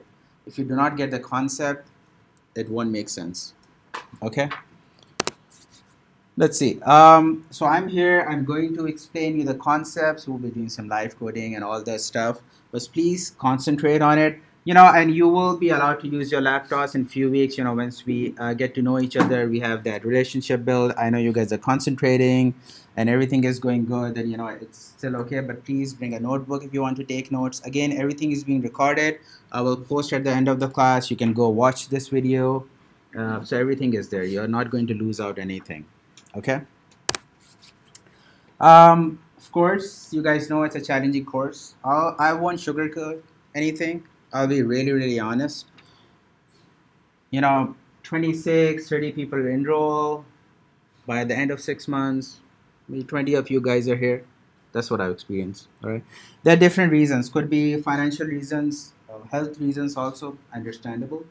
But there are students who, they're like, well, it's kind of difficult. I'm here. I want each, I would be really, really happy if every one of you are still here at the end of the 6 months. But again, I'm not going to sugarcoat. That's been my experience. It's a difficult course. Today's class is probably the most easiest one. Come Saturday, I can assure you, you will be like, I think I'm done. I'm not even joking. People think by this Saturday, the concepts you're going to learn, you'll be like, I don't know if this is for me. All right. And I will tell you, 14 years ago, people look at me, they're like, well, maybe you're smart, intelligent, you kind of got this stuff. Or they say, stuff like, well, seems like, you're like kind of God gifted, you're no programming or something. Yeah, not to offend anybody. I tell them, God has nothing to do with this. People don't realize how much I have struggled. I'm here 14 years now, it's okay. When I was in my undergrad, by third semester, I had a 1.9 GPA, right? They were probably going to throw me out. That was the point I realized, this is it. I wasn't rich enough, I was like, I cannot quit right now. There's no path going back. And I was in a computer science course. From that point, it's a 4-year degree. right? If you guys know the CGPA and everything, I graduated with a GPA of 2.51. I know it sounds low, but it takes a lot of effort to come from 1.99 to 2.51. All right. I had to really struggle. I was like, this is it. There's no going back. All right. And I'm glad I stuck to it. It's probably something to do with my ego also. I was like, well, no, I can't fail. This is it. I mean, I cannot fail in this thing, you know. This is, I want you guys to have the same thing. If you guys think that, you know, this is not working out, or programming is not for you, I tell people, ask yourself, are you putting enough effort? Usually the answer is, well, no, I have to do this, I have to do that. And I wasn't putting enough effort, I agree. So usually that's the case. You know, again, this course is difficult. It's very fast also. There are office hours. You will know I'm here to help you guys. The TAs are really, really good. Nick has gone through the program. He knows it. He has been a TA in previous cohort with me. He knows a lot. You know, anything, you know, he can help you. Troy comes from the industry. He is very knowledgeable about that stuff also. Okay, so we are here to make you successful. But that's what I tell my students. Guys, there's a path. I can only show you the path. I cannot take the path with you, unfortunately. Right? I will prepare you for that path. I will say, okay, this is it. This is all you need. But I cannot take that path with you. All right? That's the path that you guys need to take. Okay? Again, questions. Please do ask me questions. Okay? I know you're like, well, it's kind of embarrassing and this and that. It's better to ask me versus you go in interview and the interviewer asks you the same question and you're like, well, you know, I don't know. You know, it's better to ask me right now. Kind of seems embarrassing. It's okay, but it will hurt more when you go into an interview and somebody asks you the question and you're like, well, I'm not sure. Okay. Some of the keys to success in this program. Come with a blank slate. Like, you know, I know you guys are industry experts in the field that you are working on, but this over here is new to everyone. Okay. Please come with that mindset that you have no idea. You know, come with a clean slate, and you know this should be it. But well, I have no idea what this is. You know, it kind of opens up whatever is being taught. You know, go back, study more. Again, don't come with a mindset that, you know, I'm expert in this field. I think I will get it. This is like a totally different game, right? And it is difficult, right? I just like keep a few things, but still, let's see. Okay. Now, what are some of the obstacles that you guys are going to face? And it's just not you. Students prior to you have gone through this. I have gone through this. Any software engineer you ask, he or she have gone through the same thing. When you start coding, you're like, well, I don't know what's going on. I have no idea what it means, what it does. This is the part of the learning. Okay, this will happen. And this might happen as soon as Saturday. I'm warning you. Okay. Then that's where the doubt comes in. You're like, well, you know, I don't think it's for me. Right? It's kind of natural, you know. You start something, it doesn't kind of work out. You're like, well, I don't think this is for me. Okay. Again, go back. Truly, honestly answer the question. Are you putting enough effort? Is this the maximum you can do? All right. Ask yourself that, okay, this is it. I cannot do this anymore. I don't think this is for me. 6 months from now looks like a long path, right? When I was started teaching my previous cohort, I was like, well, 6 months seems like a long time, and here I am. It's not a long time. Before you know, we'll be halfway through, and then you'll be doing your last project and about to graduate. All right, 6 months go very, very fast in this course. All right. Since these go very fast, you know, you cannot relax in between. Whatever I teach you today, please go ahead and do it. Not tonight, do it tomorrow. Before you come to the Thursday's class, please go and revise it. What I teach you on Thursday, please go back and revise and come back. Right? You miss one class and you will see how far it goes. All right. And it's not just like you guys are frustrated or I'm frustrated. These are some quotes from industry experts. Everybody kind of comes to that point there where they're like, well, this is frustrating. But the point over here is not quitting. There is always a solution. There is always a path. We just need to find out what you are trying to come up. Okay? So,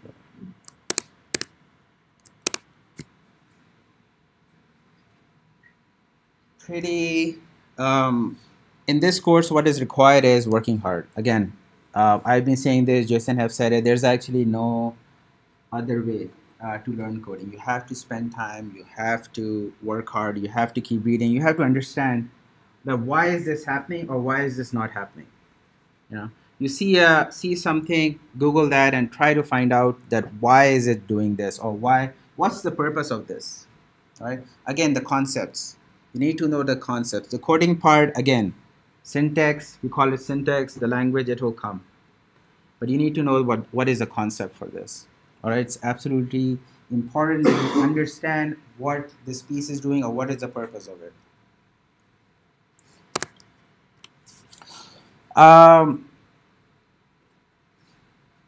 Working as a team, all right? This is my expectation. We have 3 projects and each project would be done as a team, right? When you guys are working somewhere, you guys don't get to choose your team or anything, right? So in this course, I'm going to be making teams in the first 2 projects, and my expectation absolutely is that everybody is going to be in a team, all right? I have heard all excuses, but it's not acceptable that somebody comes and say, I want to do this project just alone. I have this idea and I'm going to work on this alone. It's not going to happen, guys. First 2 projects, I'm going to put you in a team. The 3rd project, you guys will have your choice. You can come up with a team, whoever you want. But the projects are always going to be in a team. All right? So this is my expectation. I'm setting it from the first day that there won't be anybody who's going to be saying that I'm going to be working alone or this and that. All right? You will have to be part of a team and you will have to work on the project. Okay? Yes. Say someone drops out or...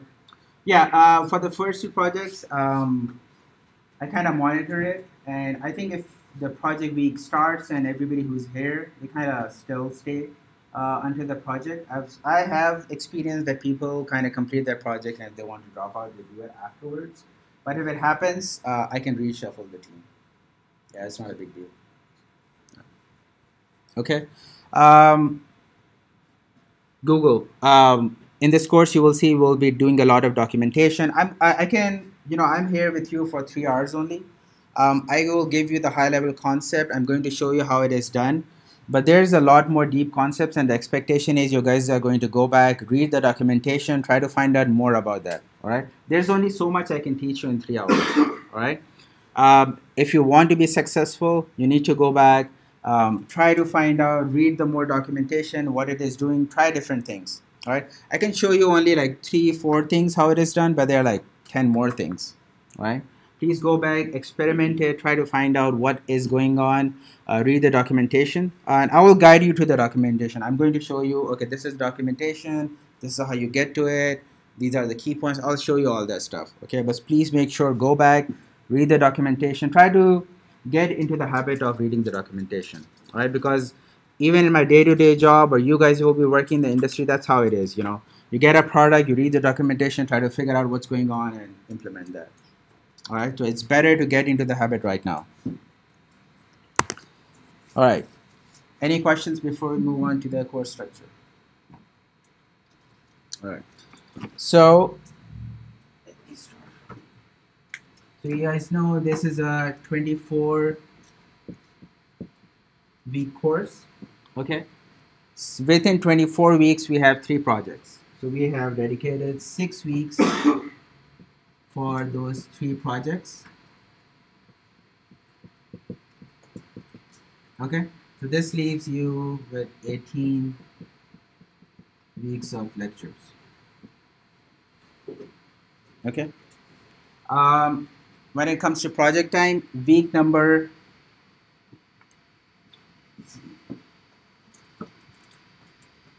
Week 8 and 9 are project 1. Week 16 and 17 will be project 2. And then week 23 and 24. Okay, I kind of like to give you a heads up before the class begins that these are your project weeks. So week 8 and 9, 16 and 17, and 23 and 24. Okay?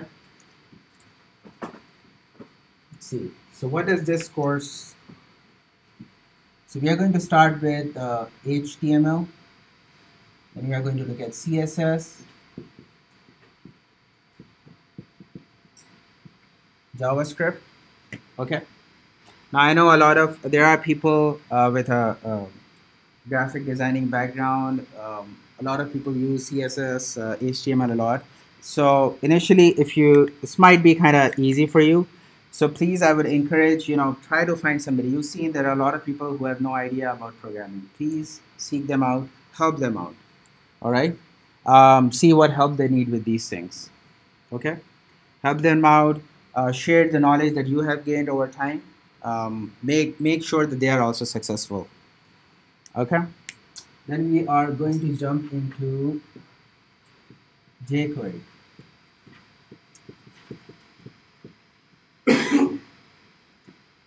jQuery and then Firebase. Firebase is a Google tool. We look at it, what Firebase does. Okay. After this, I'll be kind of back-end stuff starting. All right, this is kind of front-end stuff. Then we are going to start looking into some back-end stuff. We're going to start with Node.js. All right, now we are going into the server-side programming.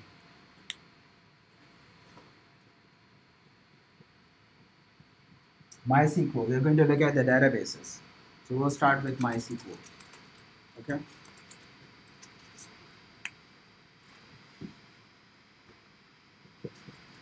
Express. This is a Node.js library. Again, for the servers, for the backend, we're going to look at Express.js. Okay. After that, we are going to look at another database called MongoDB.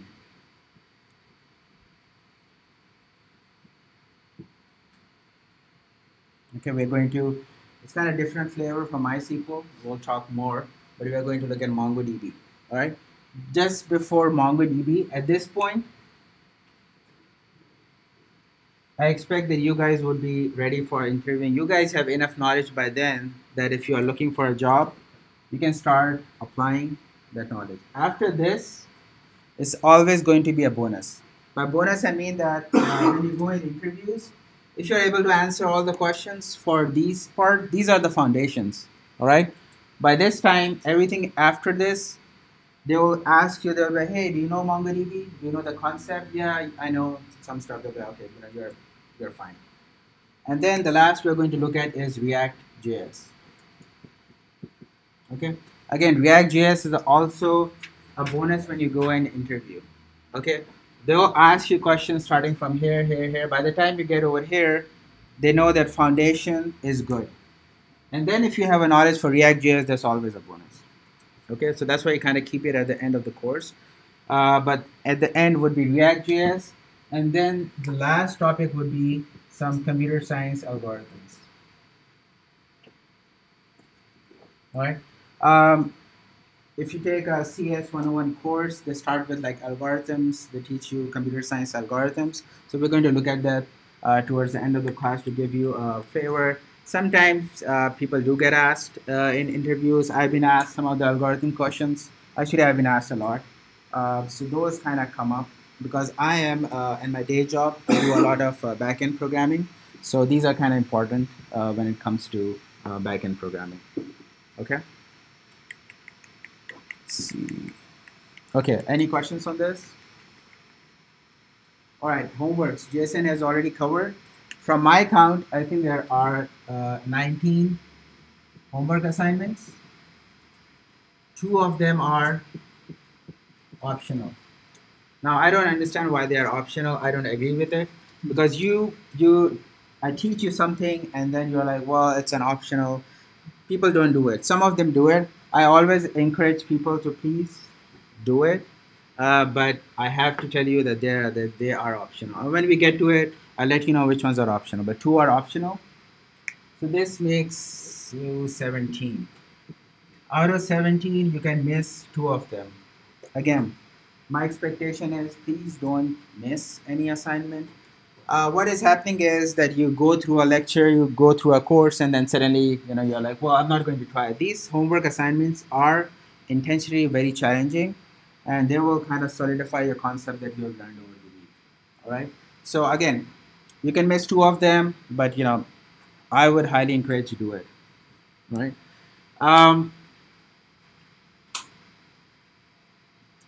Now, when you go and submit these assignments, please make sure you submit something, right? You tried your best and you were like, well, I cannot do it. Or, I just reached over here. Please do submit that assignment, right? I don't care if you even get a F on the submission. This is still better than an I. I means incomplete. What I tells me is that, you didn't even attempt anything. F is telling me, okay, I did put my best effort, but this is all I can do right now within the given time, or something happened, that's still acceptable. I'm still okay with it because I know you guys put some effort. All right, and this is okay with graduation also. Okay, please strive for a better grade, but I'm just telling you. But I is not acceptable. It just means that you didn't even look up the assignment, you didn't even open the activity or something. All right. So please try not to get into this range, right? F just tells me that, okay, we have a Rubik's Cube, the TAs are going to grade. You were not able to complete this and this.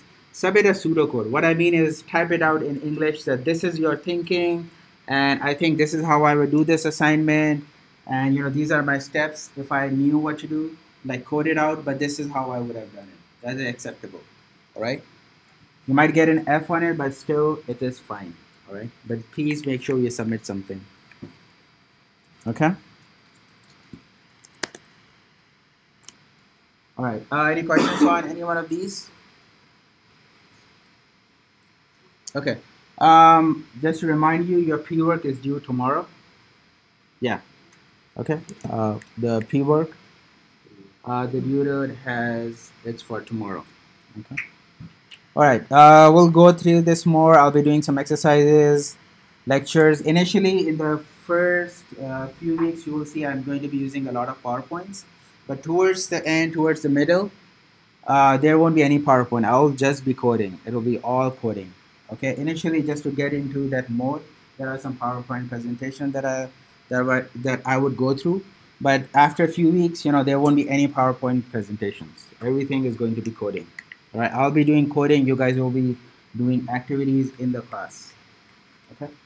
Now, word of caution: the activities are class activities are challenging, and the time limit that you guys are going to get it's really difficult to complete in that time. Right? We have a short. We only have 3 hours. You'll get like 15 minutes, 20 minutes to complete an activity. Please do as much as you can. What I do is that let's suppose if there's an activity for 15 minutes, half the way I will start the solution for that. I'm going to start typing out the solution for that, like 7 or 8 minutes in. If you guys are working on it, keep working on it. But if you are stuck, just look up and see my screen and see what the solution is, how I'm getting to it. This will help you, move forward. Okay, that's how I do it. And then when I'm doing the solution, I like talk to myself. I'm like, hey, this is what I'm going to do. This is just to give you a background. What is my thinking? What am I thinking? And it's a good practice to get into because when you go into interviews, this is my personal experience. If you talk it out, you're like, hey, this is how I would do this. And this, you will get points for it. Versus you're just like standing there, like, okay, thinking and just start coding. I used to do that. And I soon realized that, I was failing interviews and I was like, what's going on? It's because I wasn't talking through it. So they didn't know what I'm thinking. I might be thinking right. Or what it helps is that if I talk it loud, if I'm doing my solution the wrong way, somebody would point out. They'll be like, oh, no, how about you think like this? Like, okay. So you will see me getting into that habit over here also. And I encourage you guys also, discuss among yourselves during the activities. I'm totally fine.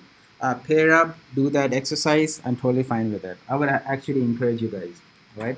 Pair up with somebody, do the exercise as a group. You can also do your homework if you guys want to do it together. By together, I mean that you are discussing the solution. It's okay. But please, this has happened. Please do not submit the exact same thing with two students. All right. I know you guys worked on it together, but you still have to have a different homework. Change your variable names. Change something. Logic is fine, but change something. You cannot submit the exact same solution. It will be considered that you copied it from somebody. Okay. I've had the experience, but it was towards the end of the class. I knew both students; they were really good students, and I knew that they worked on it together. But still, one of them had to remove the assignment. All right. Okay, you can work on it, but don't submit the same thing. Okay. All right. Any questions before we now jump into the exercises part? Yes. Do you actually have time that you get to do homework, or are you? You can do it here.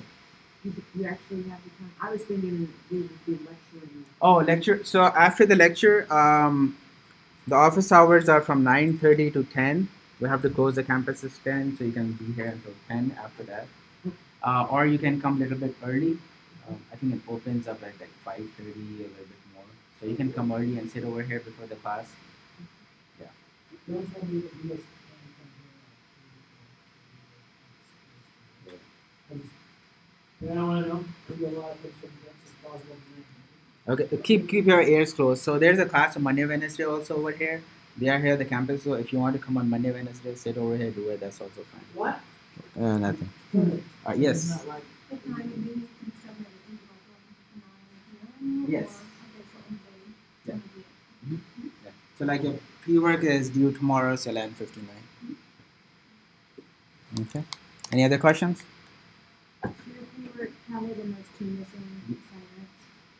Yes, it is part of the 19 assignments that I mentioned. Right. I would encourage don't miss the pre-work because a lot of stuff that we are going to start right now, if you have done it, it will give you a head start pretty quickly. Again, for pre-work, please submit something. Probably the grading for pre-work is the most lenient that you're going to face, so submit something instead of just missing it out. Don't miss anything right now. Towards the end, keep this towards the end. All right, don't miss, especially the pre-work. Don't miss the pre-work. At least submit something. Okay, just English or this is what I was going to do. This is what I did. It's still fine. Okay. All right. Any other questions? Yes. So, something happens and you communicate things for somebody to go to a couple of hours later and feel up in the morning or not? So I would still say the submission still keeps opening. It's not like a UI that will block you. Okay. Submit it. It will show up as late, but still submit it. Work with your peers. Nick is really, he's really good to work with. Work with him, but you have to be, but you have to be genuine, right? Don't make like excuses on doing this. As long as you're genuine, you are working towards it. So we can discuss that. Like the general rule of thumb is, regardless if you have finished the assignment or not, submit something, and you can always go back and tweak it, ask us for review. Yeah, and you can put it in the comments as well. We urge you to just submit something because if you don't submit anything, we give you an eye. If you submit something, we'll give you an F. Again, I was saying Nick is really good about it. He's going to be checking your homeworks and everything. And I've seen, we are here to help you out. I realize that the 1 week something happened, you guys were not able to complete it, but you have the genuine interest that you want to complete it, right? Show that interest, resubmit it. You will see how resubmit. It's actually you don't have to even go back and relink or anything. You just have to upload your code and it will automatically get everything. You see that. But do it and then tell Nick or Troy, and they will take a look at it. And that's encouraging. I have students who got F in just one assignment, but he keep going back to that assignment until the end until he got a better grade. and he did it. He made it. Okay. So if you are interested, what happens is that you guys get more knowledge. You're like, okay, this is I'm going to try this now. I'm going to try this now. So again, just make sure you don't get an I. All right. I just means that you guys didn't even attempt it. All right. What else was I going to say? Let's see, homework assigned. Yes. And then you don't have breaks at all during the No, good question. I was about to start the break. Okay. Yeah. I was just about it. We'll take a 10 minutes break. We'll come back. Right? And after the break, what we are going to do is we just want to make sure you guys have everything installed. If you come back from the break early, you can start on it, and then I will go through each one of them. But this is, I want to make sure that you guys have these things installed before we start the course.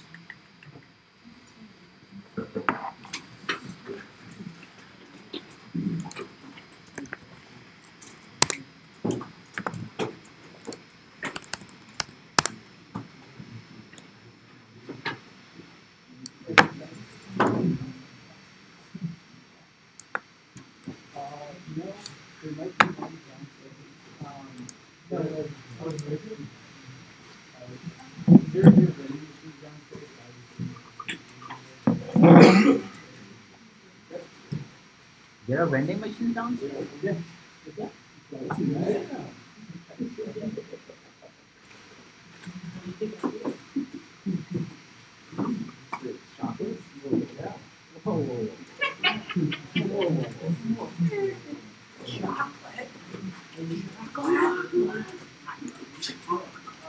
Oh, I remember chocolate. I remember.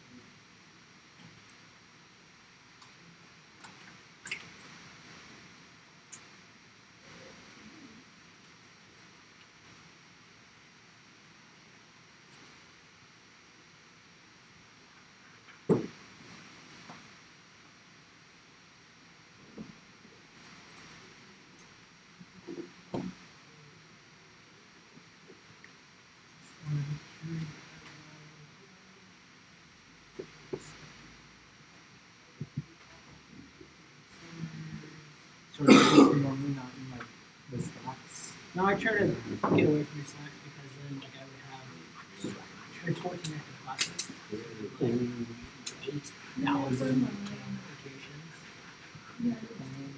Yeah.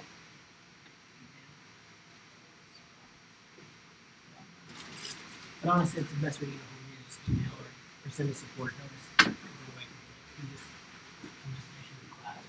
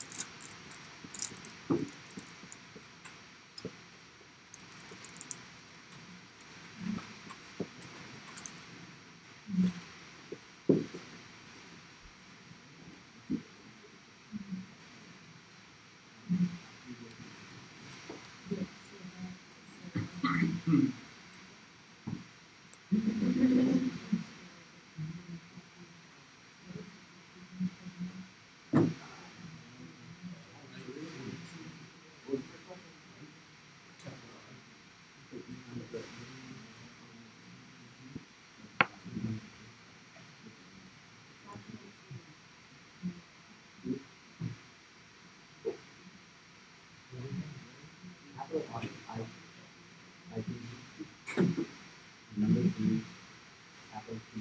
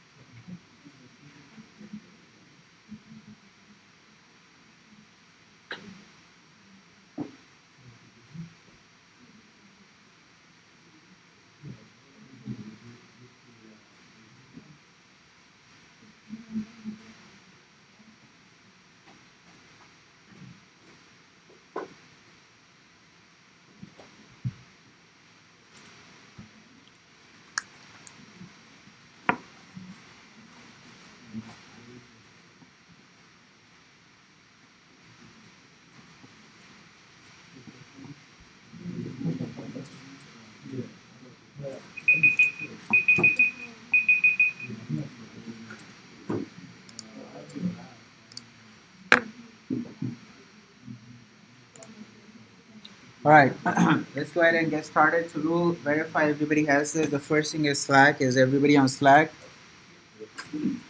Please join the channels Tuesday, Thursday underscore class, TTH underscore class, if you are not already there.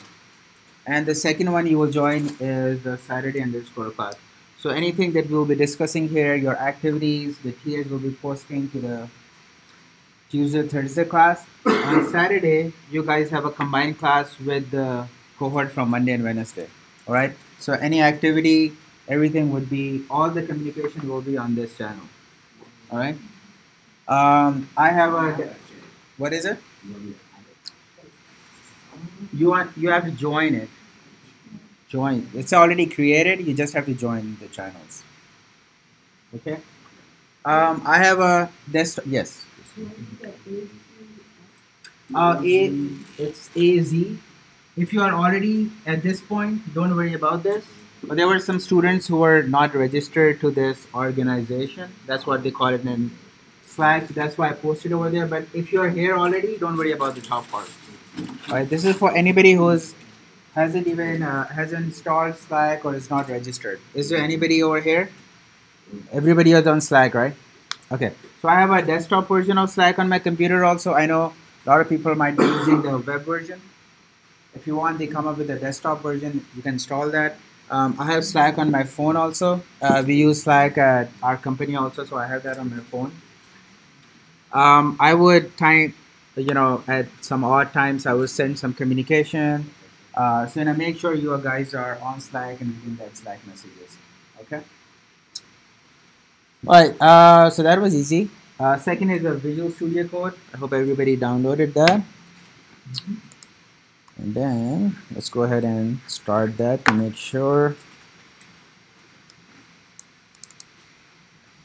So on your left side of Visual Studio, the second from the last, is the tab is called Plugins.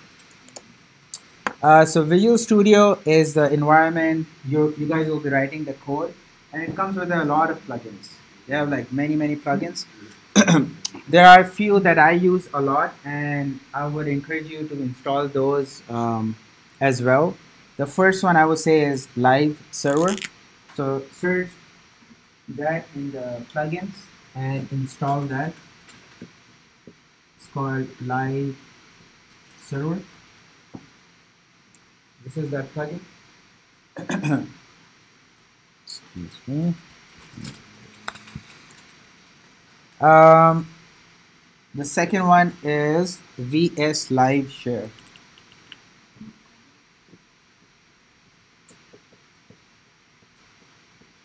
What VS Live Share allows you is you can create a sharing environment, and you can share that link with somebody, one of your other partners, and they can see what you're typing on the screen.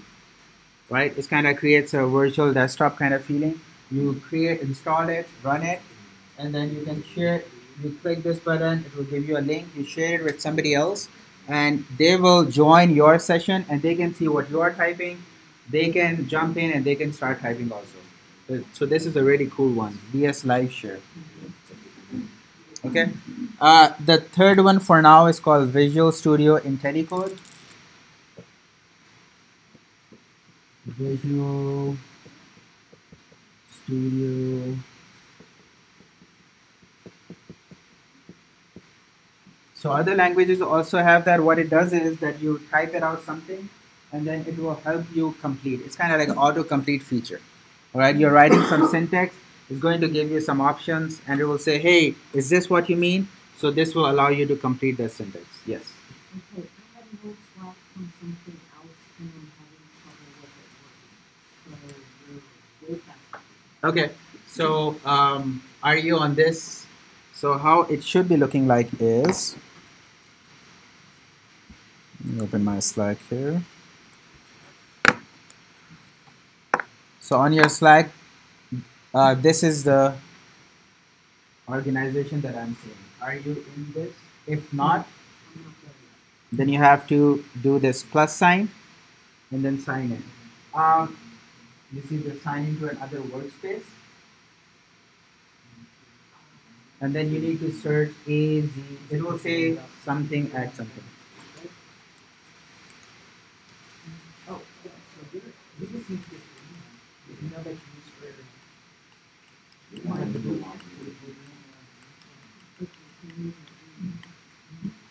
just email address. Just like you're logging in. Okay. Yeah. And then if it's still an issue, they can help you. And then you can log you in. Okay. Let's see.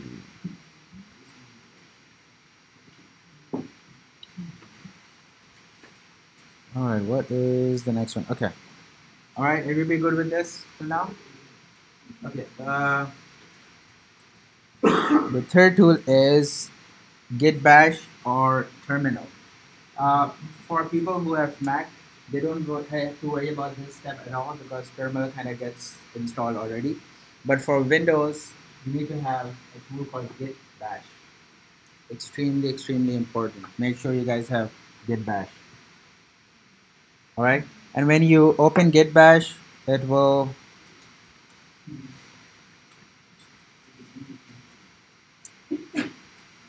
show up with like a $sign at the end. This is, I have a Mac, so this, it's not going to look like this, but it will still be like a colorful, but you will have a $sign at the end. That's what git bash is. And most of the things that in like few minutes we're going to do an exercise, it will all be in this. For Mac terminal and for Windows git bash. Okay? The next thing that you're going to verify is going to be on your git bash or terminal. So open your terminals or git bash. The next thing you're going to verify is if you have Node.js installed. So easier way is do a node space -v, and it should give you a version number. I have 8.9.4 installed. If you have a higher one or a little bit lesser, it's still okay, but it should show you something. If it doesn't, then you don't have Node.js installed, right? Good. Everybody has Node.js installed? You didn't have what? Okay, so if you don't have git bash, just Google git bash. The first thing will show up, download and install. Open what? Okay, cool. Yeah, go ahead. So this will just give you a lot of coding, so it'll give you a little bit of not that. So, yeah, that was more going on.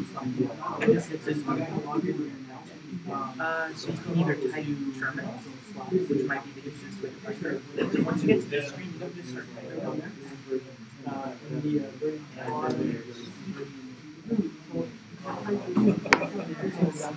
And then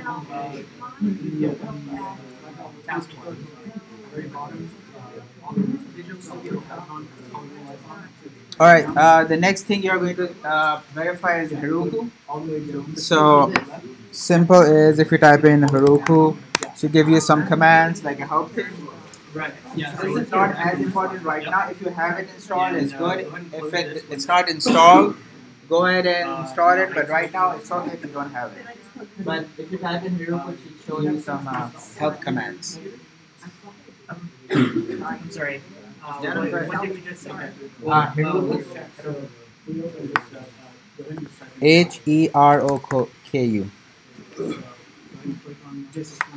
That's it.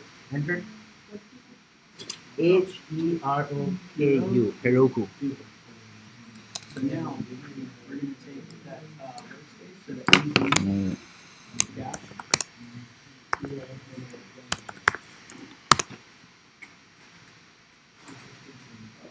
all right.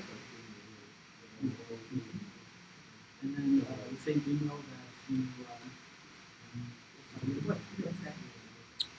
It should show up some commands like this. Well, what is it saying? Is there any error? Okay, so you don't have any just no, Heroku. So go ahead and write it down, and then install it later on. But right now, I think for a few weeks we should be good. But look up your pre-work; they have an instruction how to install Heroku, so you can install it. But if you don't have it Heroku right now, it's okay. It'll be like few weeks. We still have time for Heroku.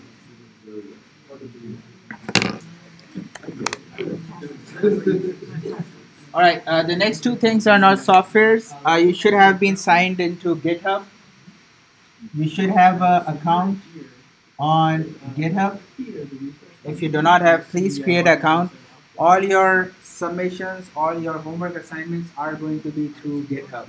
You have to, that's the mandatory part. You have to submit a link from GitHub.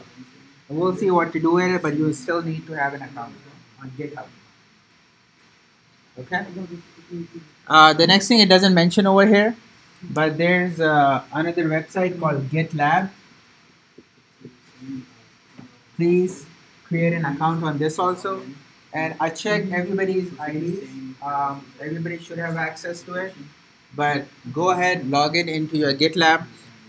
All your activities that I'm going to be doing in the class, all your lectures, everything is going to be posted and uploaded to GitLab. You guys do not have permission to upload anything, do anything. You can only download the stuff from this. All right, this is for the instruction staff, but this is I'm going to post everything over here. So right now, if you log into GitLab, you guys should see something like this. You should have access to a repo. If you do not have access to it, please reach out to Troy or Nick. Send your email address, select them out, and they will add you, and you will see this repo. Okay? And if you scroll down, everything we are going to do on the first week, I have already uploaded all the class activities. My presentation is already there. Everything has been uploaded. For now, you can click on it and see what it is. You can download the presentation if you want. But in the next class, I'm going to show you how to download this through the code and all that stuff. All right? We'll look at this concept a lot more.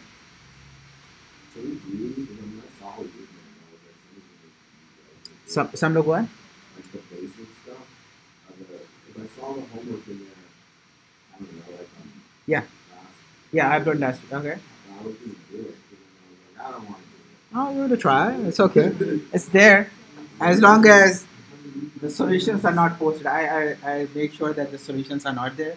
But yeah, I mean, it's there. So what I do is beginning of every week, usually on like a Sunday, because there's a class on Monday, I update this repo with the second week's everything. All right.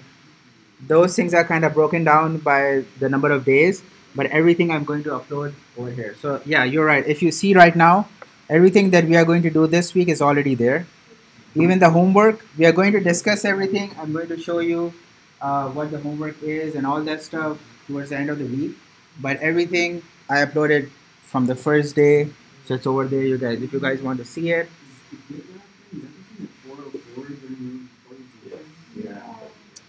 Oh, it was? I wasn't there.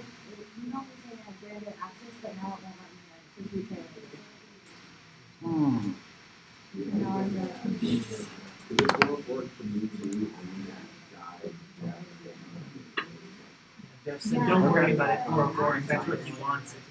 Okay. So you don't have, what does it say right now? It said retry later. But is it 404? No, it just literally says chicken. Okay, let me just post this link so that you guys have, this will be the repo. Let's see.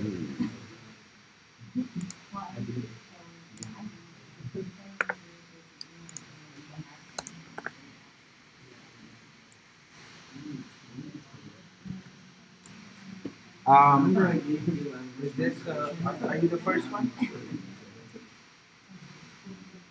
Borrow school? Yeah. Oh, you should be there. That's not.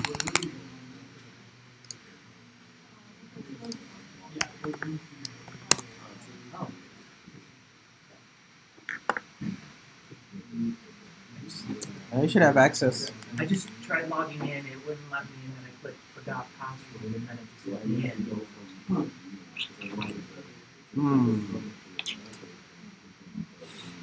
I guess try, so Michael here tried with the forget password, maybe try that. Which is asking for Okay. Yeah, I just used the email that I was using. Yeah. You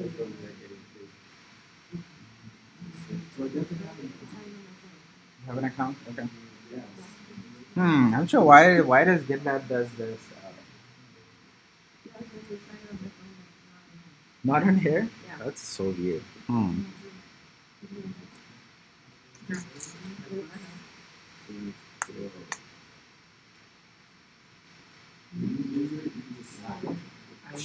I did go back what I tried.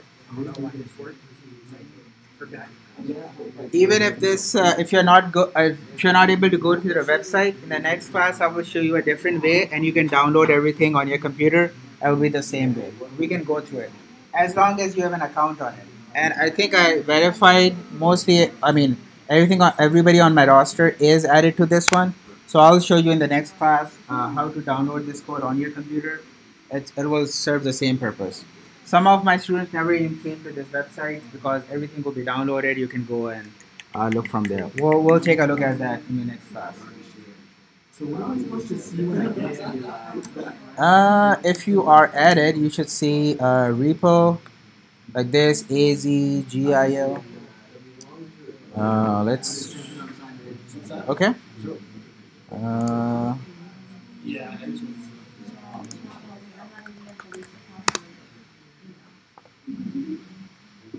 This is you, right? Yep. There should be. So I sent a link on Slack. How about if you click that link, what happens? Yeah.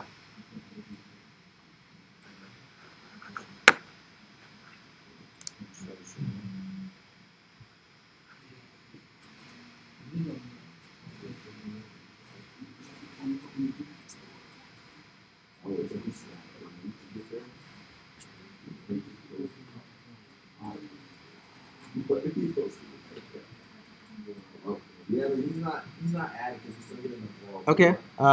Andrew, let's check him out.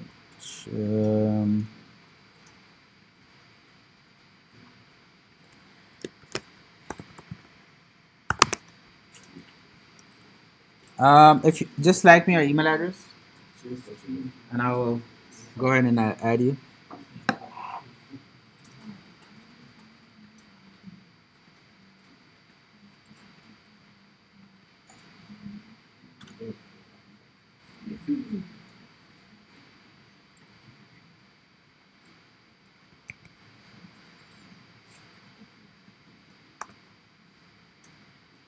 Andrew Hansen, okay.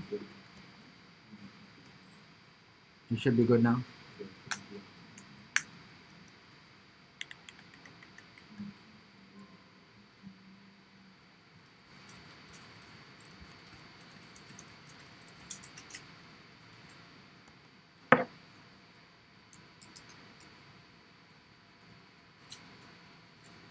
Anybody else having any issues? I'll give you like 2 or 3 minutes more.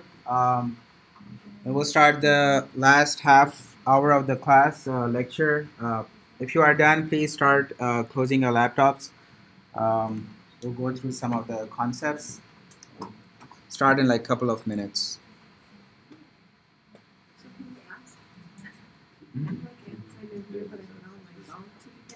Okay.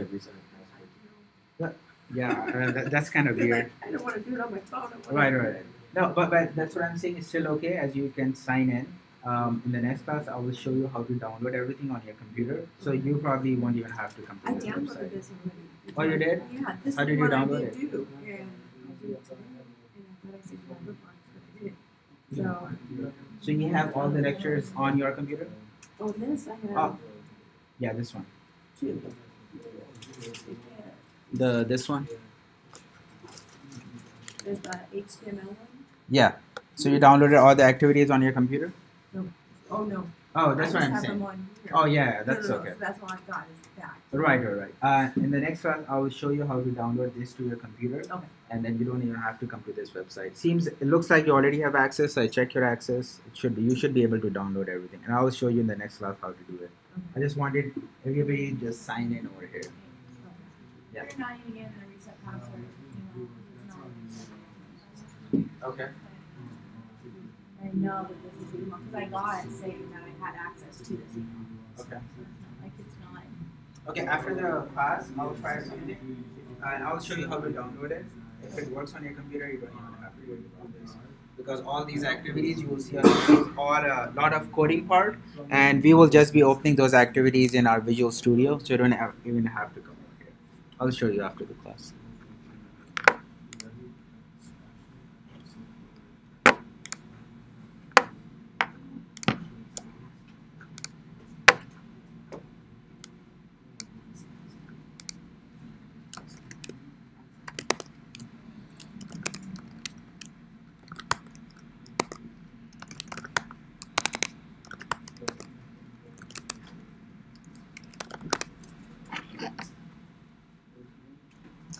All right, is everybody ready? Go ahead and shut down your computers. Let's take a look at this one.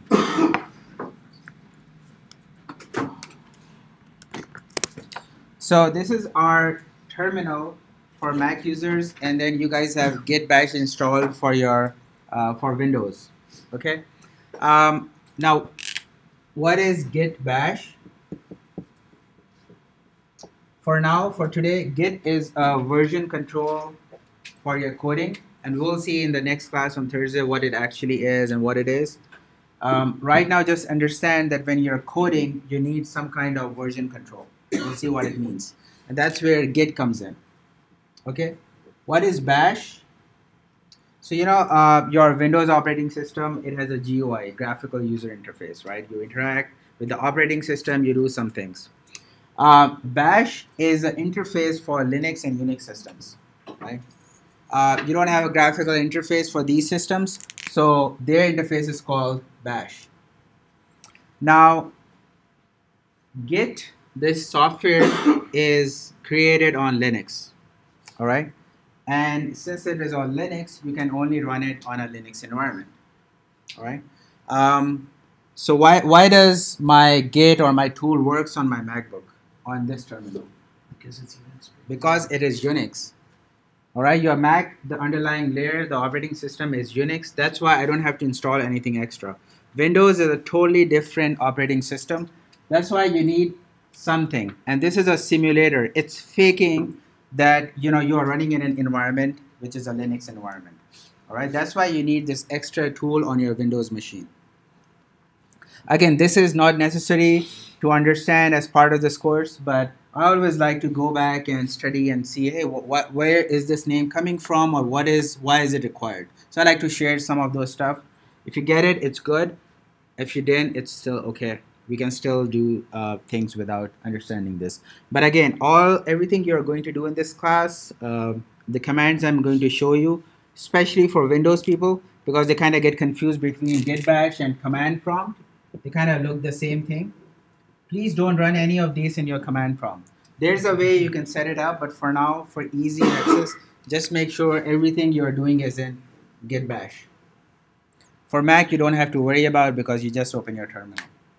Okay, everybody clear on this? All right. So the first command that I'm going to show you is called ls. It stands for list. What it does is it will list all the folders and files that are in your current directory. Okay, so if I type in ls, it tells me that in my day one folder I have these different folders. Right, pretty simple, ls. Okay, and you will be using this command a lot from the next class when we introduce Git to you. Okay, ls stands for list. The second one is called cd. CD means change directory. Okay. Now in my day one folder, I have 3 more folders. Let's suppose I want to go inside that folder. So I'm going to change my directory. I want to go into this directory. And by directory, I mean folder. And I'm going to use the word directory because that's how it is. That's the terminology, but it basically means folder.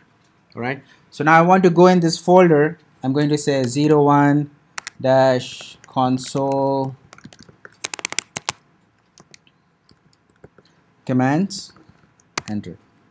So you see this change, and now I'm inside this folder. And how do I verify what is inside this folder?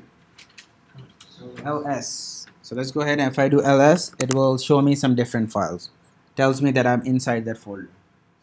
If I want to go back, I would do cd space ... It will take me 1 up. Right? It came back to day one. If I do cd plus again, it's going to take me back. It took me to a folder which is 1 level up. So right now I'm in my desktop. If I do a ls, I'll see the files that are on my desktop. Okay. Now I want to go back into my day one folder. How do I do that? cd day -1. ls, make sure I'm back in this folder. Okay.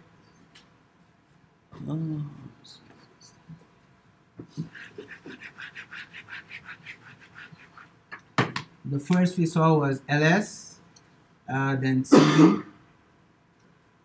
and then simple cd and the folder name. Okay. if there's a different folder in a different structure you want to go, you can still use CD. A little bit more complicated, but for now, for our use case right now, this will still do those. Just remember CD and a folder name, but your folder name should be existing. Like let's suppose if it doesn't exist, it won't go into that folder. So make sure that your folder is inside this directory. Okay, and that's when you can use CD to go in. All right, the next one is called mkdir. Mkdir. It means make directory. It will create a folder for you. So if I say mkdir space test it's a folder, and I do ls, you see it created a new folder called test folder. Okay, see the pattern? ls, list, cd, a change directory, mk, make directory. Okay.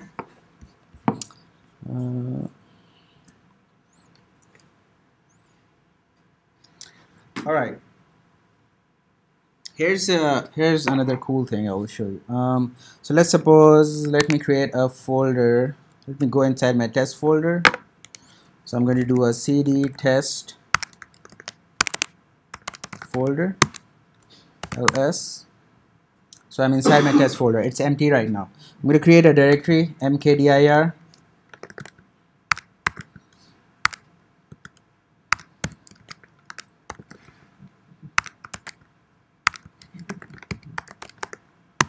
Okay, I created this folder. Now I want to go inside this folder. How do I do it? I do cd and then start typing this whole thing. There's a shortcut. Just press tab and it will auto complete it for you. Alright, cd, start typing something and then press tab. It's going to auto complete it for you. Alright? Just go based off of like the values in it, so it usually will know the right folder, I guess. Yeah, it's going to look into your current folder where you are. So you are in your test folder, okay. So it's always going to look inside. Yeah. What if there's more than one? Yes, good question. What if there are more than one? Let's go ahead and try that. So I'm in my test folder. I'm gonna get lazy and just copy this.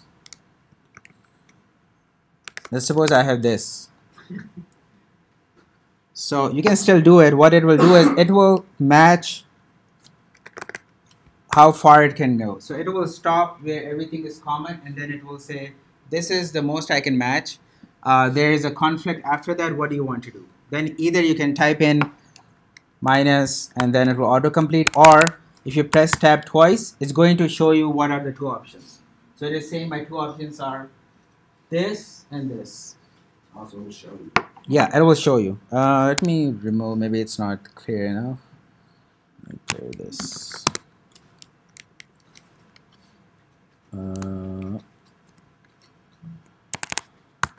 So I press twice, it will give me all the options that are available. Okay? Tab, the tab key. Okay? The other thing is you can, if you press tab here twice, if you don't even type in anything, it will show you what are the options inside the directory. So it will help you to see. Or you can just use ls to see it. Okay? So tab is your shortcut. You will be using tab a lot also, so kind of get into that habit. Let me go back. Test folder, ls. Okay. So we saw ls, cd, change directory, make directory. Now, if I want to create a file, what do you guys think would be the command? If I want to create file. Create like a text file? Or Any a file. Directory? Touch. mkfile. What was it? Touch. It's actually called touch. I know it's kind of weird, but that's how you create. It's a Linux term, and that's what they carried it over. But if you want to create a file, the command is touch. So touch test file.txt ls, and it's going to create a file for you. Right?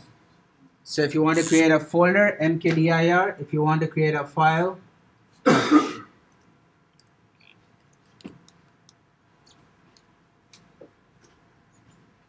okay. Yes. So in creating the language, the first thing you do is create the mkdir, which makes the folder. Yes. And then to add files inside it, that's when you use the touch, right? Yes. When you do the touch first, the system will be able to read it. No. If you do the touch first, again, where it's still going to create it, but whatever folder you are in, that's where it will still work. But it will create your file in the folder that you are. There might be a folder. Let's suppose I want to create the file inside this folder. Right now I have it over here. So I need to go inside that folder and then create a file over there. So I would have to do this inside this, and then if I do the touch, it's going to create it inside. Okay. One more shortcut is everything that you have typed in, there's the terminal and git bash maintains a history. So your up and down arrow, you can go back and kind of see what you have already typed in. So you don't have to keep typing it. Yes. So what kind of file is it going to create? Is it a text file or? Any file, HTML, JS file, text file, anything. So you have to give it a name. Yes. Give it a name and you put the dot JS. Yeah, you can do that. That file's completely empty. It is completely empty. Test js.js. How did it pick which folder you were in? Because you just opened it up and then you did the list. It will pick the folder that you are currently in, and your terminal tells you what current folder you are in. Well, I mean, when you opened it, Hmm? Just started where you left off. I just started where I left off. Okay. Yeah. Here, and you want to see which folder or which path you are in. It's called pwd, print working directory, pwd. It will show you the exact path where you are right now. I'm in my desktop day one test folder. It's going to tell you this is where you are, pwd. Yeah, shows you the current directory that you are right now in. pwd, print working directory. pwd. Okay. Is there something you could type in there for help, like you can do a question mark and dash problem? What is it? Like, so don't you put like a question mark and explain Like ask what your options are in terms of inputting commands. I have never not tried it. Well, help if. Oh, there you go. Just type in help. Oh, that works. Oh, there you go. Yeah. Nice. Interesting. I learned something. I have never how to use it. So. Just type in help. But it kind of still seems these things. It's very hard for me to read and understand. I'm like, I don't know what it means and this, but if you guys get it, it's good. Yes. Does that show you all the options that you have within the terminal? Is that what you're saying? Okay. Yeah. Well, there's a lot of. Space and then a command. I'll give you help for just that command. So help space cd. Yeah. Oh, there you go. Oh, so now you want to. Yeah. The only thing is still try to read the documentation, try to understand what it is saying, but yeah. What did help CD? Oh, current directory. Okay. Oh yeah, so if you type in help and the name of the command that you're trying to find, it will narrow it down and take you there. So cd, help touch. No, there's no help for touch. You can't help me. There is no help for touch. You can't do anything. Let's try something else. Help pwd. Okay, this one is there. What about LS? LS list file, how difficult is it? I'm just kidding. Help LS. There's no help, that's how simple it is. Yeah, like, you don't need help for this one. Could you do ls-8? Yeah, it will. Would that do the same thing? It will sort it and everything. Well, we can come to that, but I don't want to confuse. But yeah, there's some options with ls.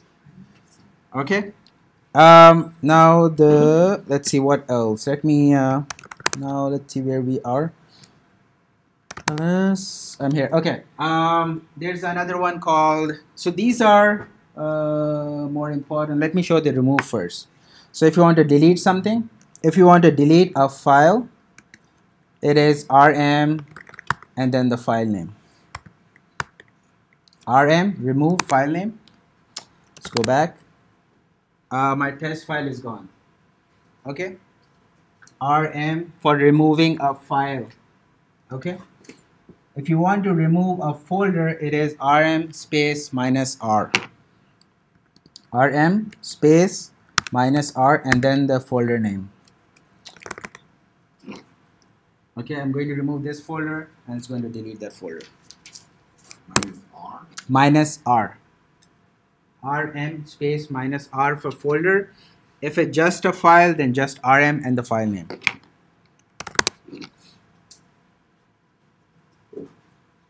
So rm for file and then rm minus r for folder.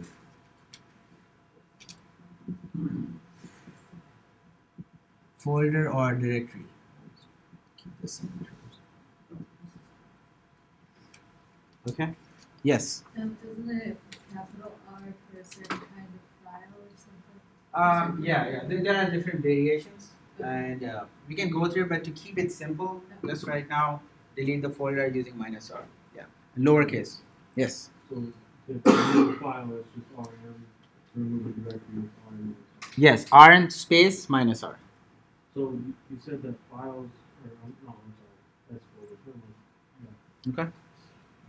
Yes. So when using terminal, what's the purpose of creating files and folders outside of like visual folder? Other thing that you wanted us to download as well. Git bash. We'll look at the next class and we'll be using all these I'm commands. sorry, Visual Studio. So like in Visual Studio, I know you can have like different folders. Yeah. Is this why we're creating it in the terminal? So you can create it in Visual Studio also. Yeah. This is just a different way to do it, and Okay. and it is more helpful when next class when you start using the software called Git. It's more easier and quicker to do over here than going to Visual Studio create folder, because you will be using a lot of Git commands over here. Since you're already in the terminal, it's better to know these things instead of going to Visual Studio and creating a folder, then coming back over here. But in one command, you can do multiple things, so it's kind of easier to do it over here. The RM and then the RM minus R, you have to put the folder name in quotation after. No quotation. No quotation. Like this. RM space minus R and the folder name.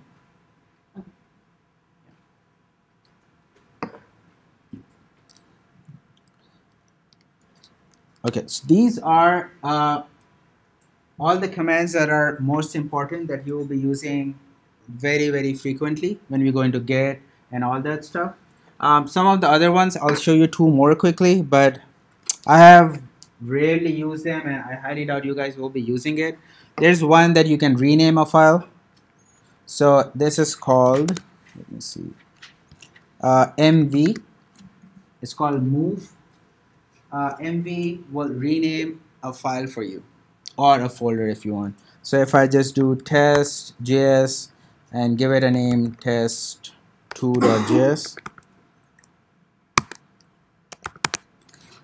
so it renamed my file from test.js to test.js. So how does it work?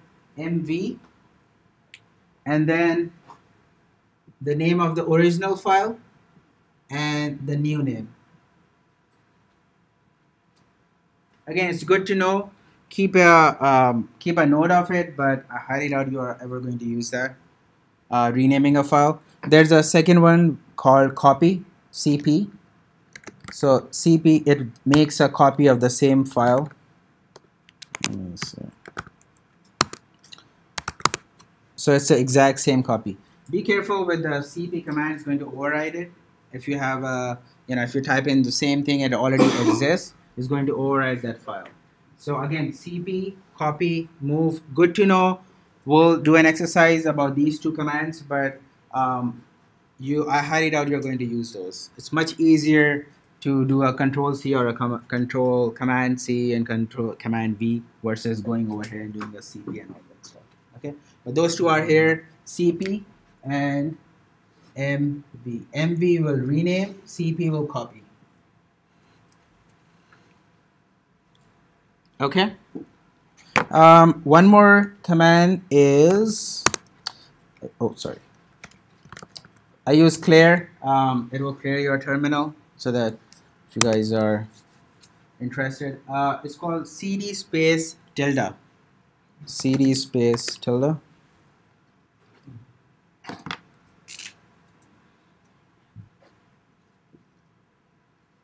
This will take you to your home directory. So if you I've seen students, they get lost and they're like, I don't know where I am and all that stuff. You want to start from the beginning. If you type in cd space tilde, it will take you to your home directory. What I mean is, if you are using a Windows machine or a Mac machine, whatever your home directory is set to, that's where it will take you. So right now my home directory is users and my username. So it has taken me to my username. cd space tilde, and then I can do ls and see what else. These things are my desktop, so I will do cd desktop day one, and I come back here. Okay, so just good to know, cd space tilde. Get lost, you want to go back to your home directory, type that in. All right, and then pwd, keep using that so that you know exactly where you are. Yes. So you did a backslash to do 2 directories up, is that what you did? CD, desktop? Yes. Let me go. Let me show this again. So I go back here. Okay. Clear this. So I'm in my home directory. I want to go into my desktop. So I do cd desktop. I could stop here and then go here, do a ls, and then see day one. So I can do cd day one. But you could do just a backslash. Yeah, but the other way easier is you can keep chaining it. So let's see, I'm back here, so I can do cd desktop slash, and then I can press tabs or day one, so I can do day one again, and then keep it shortcut. Okay. Last one, open. Let's see, do I have anything? Let me go in my test folder, ls, open, and then a file name. It's going to open that file. But it only works on Mac. For Windows, it is called Explorer. Why would you tell us that? Why would you There's name more it? people in here. Why would you with name it Macs. I wrote it down. Mac will always get a preference. I'm just kidding. Explorer. So Explorer, and then you type in. Of course, I can't run this over here. It will give me, and you guys can't run open, but it's open or Explorer. So you're on Mac? Yes, I'm on Mac. So for you, it will be Explorer. Explorer. My daughter changed the hard drive password on my Mac, and I have to erase everything now. So. Oh. All right, everybody good? So guys, go ahead and open your laptop. We'll do exercise. Try all these things. Nick or Troy is going to Slack out the activity. So let's go ahead and check your Slack. I'm going to open this activity over here as well. It's my Visual Studio.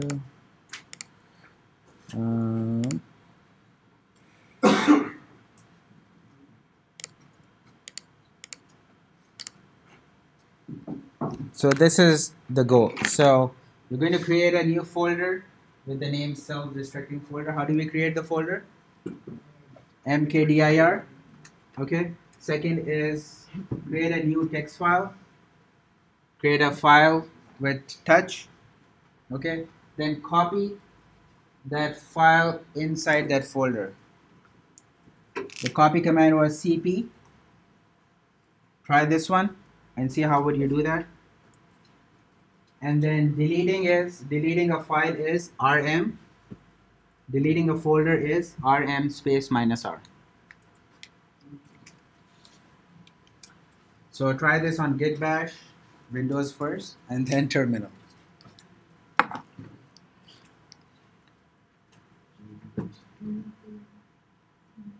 Exercise. No, nothing to do with Visual Studio. Git Bash or Terminal. No Visual Studio today.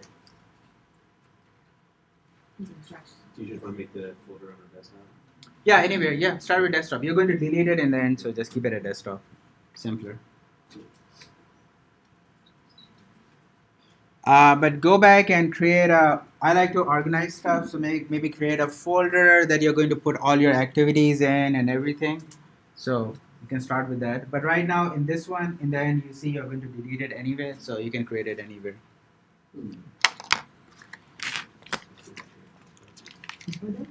It says old PWD set. How do I set? So I was trying to go to desktop. Okay. What did you type in? Are you in Git Bash first? Probably. Probably is not the right answer. I have a lot of screens open. The answer is yes or no. I don't think. Binary. This is computer science. Binary. Oh yeah. Yeah. Okay.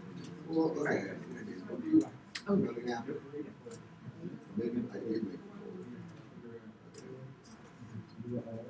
Well, it seems like it's tough. You are control Like, okay, there are no photos.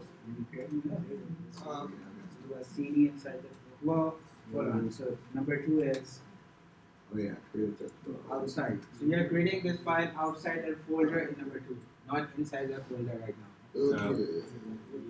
Yeah, I did that. Yeah. Is it not letting?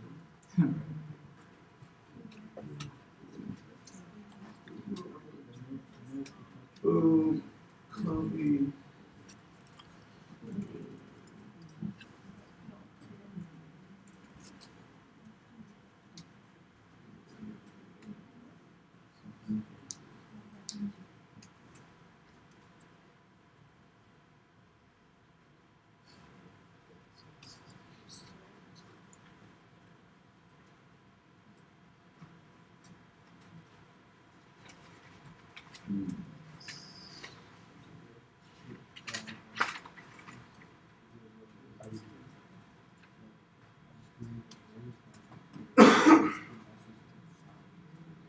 No, you have to create it outside, and in the first step you have to copy it. So you create it outside. You create a folder. Your folder and your file are going to be on the same level. They're not. The file is not inside. Until step 2 is still outside the folder. Step 3, you're going to move it inside. Yeah, that's the easy part. Make it difficult. Create it outside and then move it inside.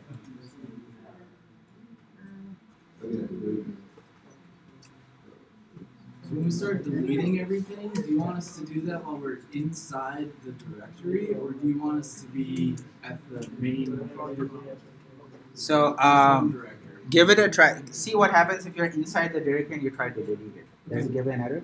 Yeah, if you're just removing a file. Yeah. Okay.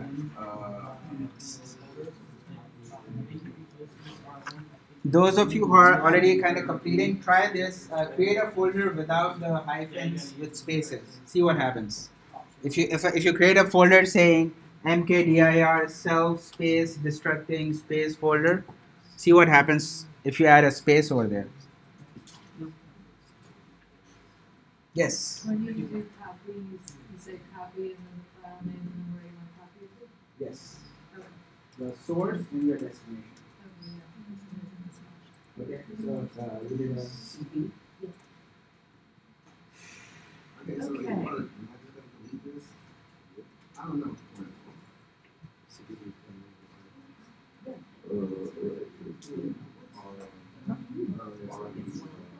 Okay, so you are go back. Try the tab thing. Yes, it does Try the matter. tab. Yeah.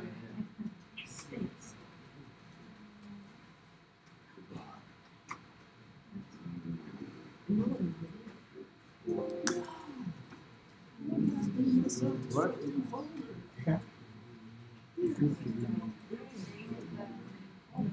Okay. Not at step 2. You're going to create a folder. To copy. Sequence copy. They don't want to copy. They do want to copy. Yes, don't go inside the folder. Copy You do the steps. You're changing the CD. So yeah, what you need to do is just copy And take it back. copy the old name, the original name. So it's file folder, just paper. Yeah. It doesn't want to. You try to adding the spaces and see what happens? Try that. No spaces. Oh, wow. What did you do? Made a folder for each one. Yeah. So if you add a space, it's going to create 3 folders. So you can make multiple at the same time. Yeah, you can make multiple at the same time, or the intention most probably is going to be you are not creating multiple folders. So by standard, when we are doing our coding, make folders with a hyphen in between. It's easier to track, easier to create, and you will be seeing me using this standards over here. You can call it. I don't understand why. It says in the folder. Okay. So when I move the folder, it's like cannot replace the message. Did I what? Yeah. So, Oh, you get out of it. also, we'll show you text, so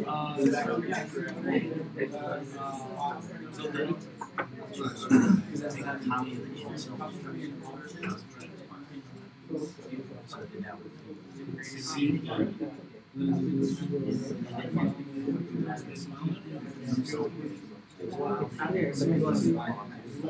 slash. That was the tricky part. You can tell it's that hard.